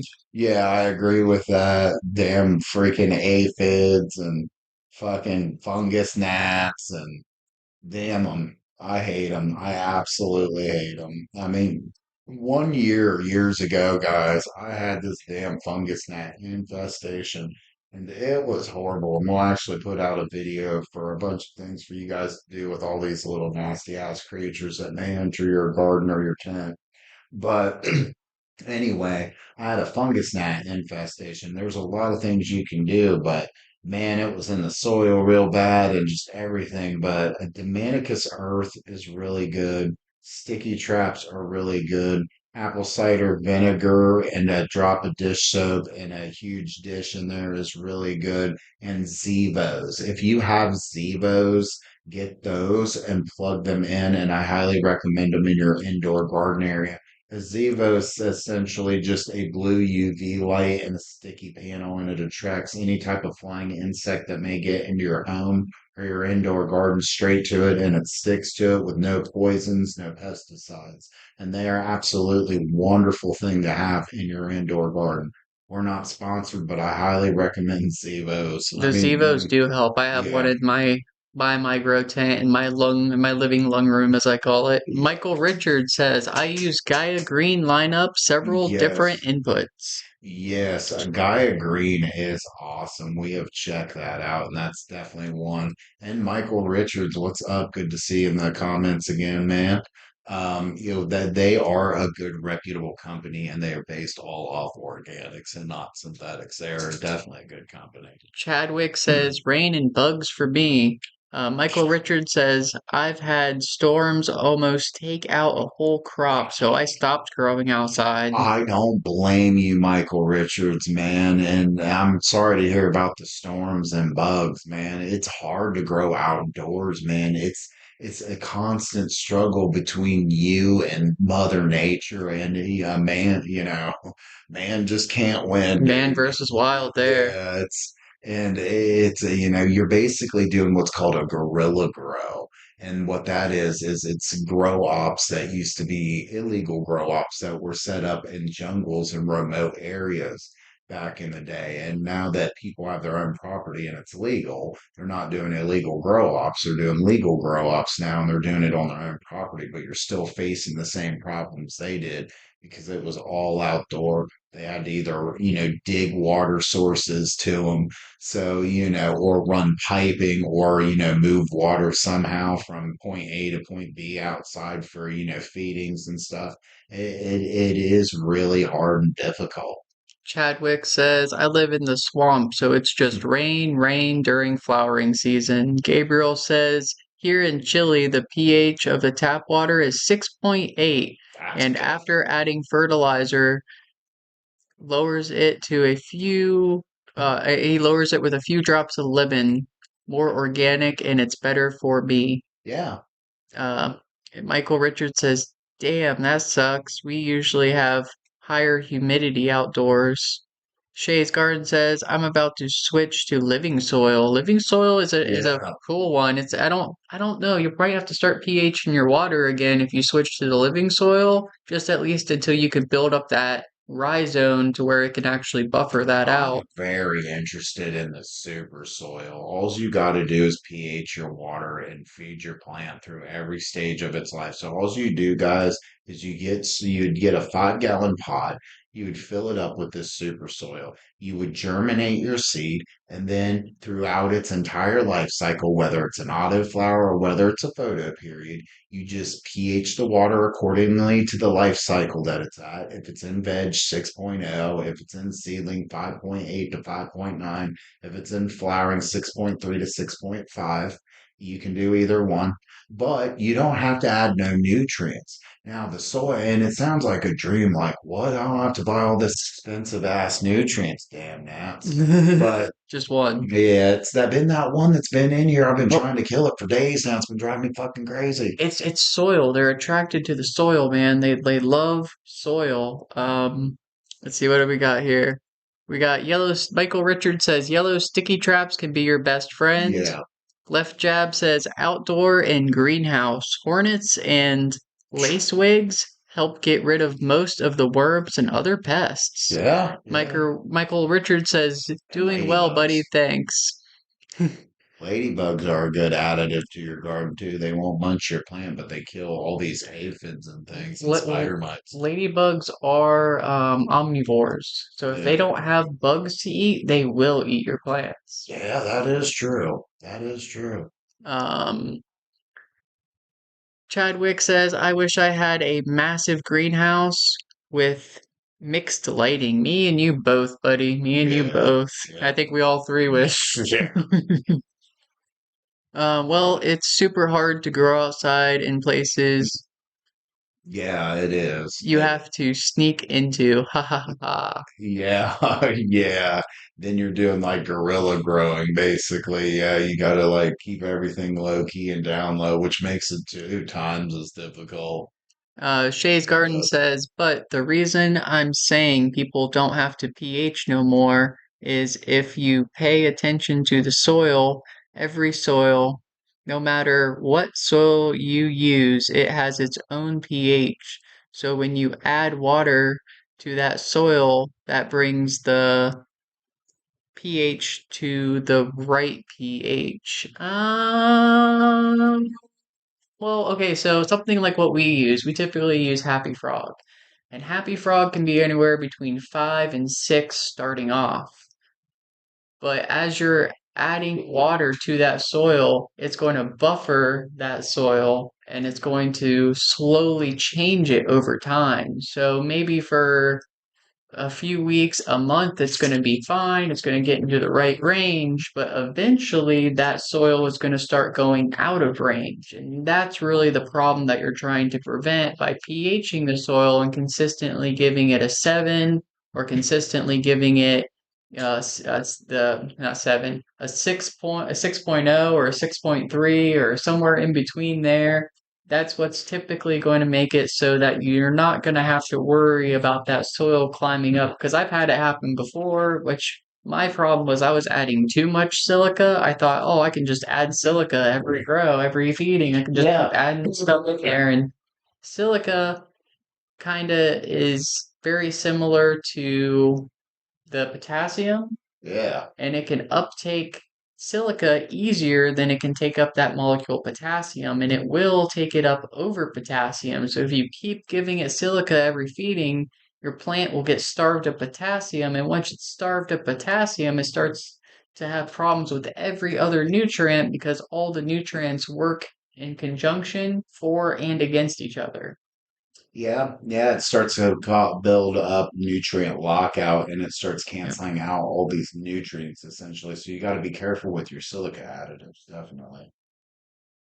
Michael Richards says living soil is some of the best flower I've personally seen besides Yeah, aeroponics. Now, aeroponics is an interesting topic. I have seen people attempt it. I have never seen anybody do it really well. yeah. It's like going into hydroponics. There's just so many factors you got Yeah. to constantly be on. For certain cultivars of plants, aeroponics are really good for like hanging plants, tomatoes, perennials, things of that nature. But so far for cannabis, it isn't a really good practice necessarily, aeroponics, but they are working on that and it's becoming more advanced as time goes on, I must say. Shay's Garden says, I don't have to pH living soil, which I mean, if it's good Yeah, living soil and you have fresh microbes in there, again, what they're going yeah, to do is they're going that to is true. buffer and they're going to do the work of the microbes and buffer that. So maybe you wouldn't, but I mean, I'm still going to pH my stuff just because I don't ever have to really put a lot using the marriage grow that I typically like to use. It does bring my pH, especially when I do a half and half mix of RO tap, put those together into one bucket and then put all my nutrients in there, it brings it down to about 6. So a lot of times I'm either bringing the pH up or I don't really have to add anything at all because it's already perfect for me. Yeah, and a lot of people's grow is entirely different, I must say. So for each people, some people may not need to pH, some people do. For instance, I need to because I get my water from the tap and it's 9.5, and I have to pH it down to 6.3 by using pH down. And that's what I use. I've made shorts on the pH up, pH down. You want to use liquid if you have to, definitely not the crystal type stuff because that causes buildup within your grow medium. However, I just go down to 6.3 and then I feed my plants. Sometimes I do 6.5 on flower feedings too. Now, do you know the difference between the TPS silica and the TPS silica gold? Is the silica gold the one that has that I always forget the name of that silica The with the silica gold. with the A name on it. Yeah, amorphous hydroxide. That's the best one. Yeah, amorphous hydroxide. silica, which is it's going to be an A word, but the gold, to answer your question, the TPS newts in gold, the gold one. Yeah. That's what I used, and that was phenomenal, dude. Especially during flower, because that's typically when you want to add silica. You shouldn't necessarily. It's not. Silica isn't something that the plant necessarily needs. However, it does help advance certain stages of its life. Mostly, it is used primarily through beginning stages of flower. And what that just does is it opens the cardiovascular system within the plant, making these nutrients more available to the plant and then to use them more in greater amounts. So, think about it as clearing your arteries out and being your body's able to absorb every bit of nutrients of everything you take in now. That's kind of what silica does. And it's not necessarily needed. And the only reason it's needed to make sure all those nutrients go to your flowers at the end of the flowering cycle. Michael Richards says the aeroponics is some beautiful stuff. So Hmm. is the living soil. I'm smoking on some living soil flapjacks right now. Very good stuff. Yeah, I gotta say, flapjacks is really good. Living in organic soil is really good too. I enjoy Fox Farm. I gotta say, I really like Fox Farm. I like how analytical they are with their soil. They get down into the lab and tell you the percentage of each thing. And it's just a really good overall soil, and it feeds your plants for like 3 weeks, you Okay. know? Shay's Garden says silica builds cell walls and the bugs hate it. So if Mhm. you get a bug in your tent and they start chewing on a leaf, they taste silica and they stay away. Yeah, yeah, that is very true. It does improve cell wall and cellular structure, you know. Unfortunately, that doesn't stop our problem with gnats, because what Yeah. gnats, they'll eat the decaying matter in our soil. That's what Yeah. it's like a buffet to Fungus them. gnats are horrible. And then when they breed, they lay larvae in the soil that attack the roots. Yeah, yeah, and it becomes horrible, I gotta say. So, but yeah, silica, I mean, you can add it to any stage of the plant besides, the germination seedling. But relatively with, mid-veg and early flower is definitely when you want to applicate it the most. Well, man, we've been running this live for now 2 hours. 2 hours? It's already been 2 hours. It went by Jeez, quick, didn't it? that's crazy. Yeah, yeah, damn. That is fucking wild, man. 2 hours. Holy shit. Yeah, it's been well, What time is technically it? 2 hours and 4 minutes, but I think it took us about 4 minutes to get it started. Like says, Chadwick says, how often would you use silica? Every 3 or 4 weeks? I mean, It will genuinely say on the TPS newts, Chadwick, but I would say, once every week, or no, no, no. once every 2 weeks. I'm sorry. So you want to feed it once a week? I I mean, mean, what I do with my silica feedings is like Dustin said in the beginning of flowering, I'm gonna get a little bit of silica in there, and then I'll wait maybe 3 or 4 weeks before I decide. And that depends on if it's photoperiod or autoflower that I'm growing. Obviously, autoflower is going to move a lot faster, and I might not even be able to get that second feeding of silica in there. But I yeah, would go there's bug 3 or 4 weeks. variants. That way, you're ensuring that it's not going to block out too much potassium for your plant. And you'll start seeing a bunch of purpling that looks like Yeah, bruises on your stem and stuff, or yeah, nutrient lockout. yeah. Look at that. That is. Yeah, your plants will start, yeah, your leaves will definitely start dying off and turning brown, and then you'll have purpling in your stems, and it'll look all wild. Chadwick says, great live. Great Thank you, show shot, Chadwick. guys, from Left Jab. Thank you, Shay's Left Garden Job. says, I water every 2 days. Now, that's pretty wild. Yeah, I yeah. use That's a general lot of work. hydroponic nutrients. So Shay's Garden's also using the Silica Blast. I think that's what mine. It's a general Um, hydroponic nutrient solution. But maybe if you're watering every 2 days, you're either in a super dry, super hot climate, or you're, I don't know, man. That's wild, That's man. wild to me, because when I Yeah, used a bunch of silica, it created a silica nutrient lockout. you can't do it either with Foxfire. No, not with my soil. Yeah, not with Fox Farm Nutrients and Fox Farm. So of course, I mean, all three of us seem to be growing different, of course. So it's like, Right, which my yeah, grow, even though we it use just the blows same my mind. soil, I have a little bit of different techniques than what you use. You have a little bit of techniques like you'll use a little bit more water. I'm a little bit more stingy with my water. Yeah, yeah, I'll definitely use full 5 gallons. I buy a lot of devices too that make my job back there a lot easier. Okay, Shay's Garden says less water more often. That makes sense because I'll Yeah, typically go 2 to 3 gallons depending on how big the plant is. And that 3 gallon watering, it seems like it needs water about every 3 to 4 days. It wants some more water. see, I have three 5 gallons back there, and if I give it enough to completely saturate the medium, which is all 5 gallons through a 5 gallon pot of a nutrient feeding, it takes a whole week for them three plants to dry out and need, a whole 7 days, 6 or 7 days roughly. But you also So, keep it pretty cold in here too. yeah, I keep it cold, but my tent stays 75. It's just in here stays Well, 66. between 73 and 75, I would say. You keep it Yeah, at Cali temps. yeah, about 73, 75. Mm. Well, Yeah, I finally guys. reached the end of the comments. Yeah, man. It has been a good show. We appreciate you guys so much for joining us. We will definitely try to do this again next Monday. If we are not able, you will definitely see more live streams, more content, more shorts, more of everything coming out. We got tons of content coming up. It's never dry of content here on Two Buds in a Jar, that is for sure. We just don't have enough time in a week to film all the content for you guys we got. So thank you for joining us. Shay's Garden, shout out to you, Michael Richards, Hometown, Madtown Grows, Madtown Grows, Madtown which Grows, they thank left you. earlier, I think. Chadwick, thank you. Thank all you guys for being in the comment section. It definitely helps the channel. Ollie says, "Harry, you cut your mustache." Yeah, I had to clean myself up to try to get some employment, man. I couldn't He, be all hairy. I looked like a bum. yeah, he couldn't be Harry Cola no more. He had to be shaving Well, Cola.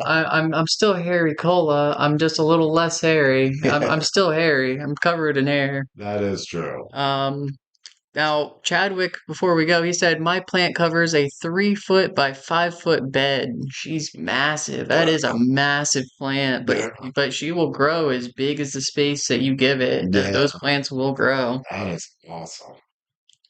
Shay's Garden says lost water more often. Yeah. She said she uses 1.5 liters is what I water with. A liter and a half. Yeah, I do 5 gallons. Yep, 5 gallons. Man, that's wild. Interesting Yeah, stuff. yeah, it's crazy how everybody else grows and what kind of equipment. It's cool kind of seeing everybody into the same hobby, but we all know different companies and we're all, trying certain things and we all look for what may help our garden next and help improvement. And just Yeah, share our information yeah, about just our share, different grows. build a cool community, I gotta say. But guys, we have been filming up for a while and we also filmed a bunch of episodes early on. So we're going to close this. Until then, next time, I'm your host, Dustin from Two Buds in a Jar, and this is Harry Cola, and And we're we're burning burning out. out. We'll see you next time, man. Peace.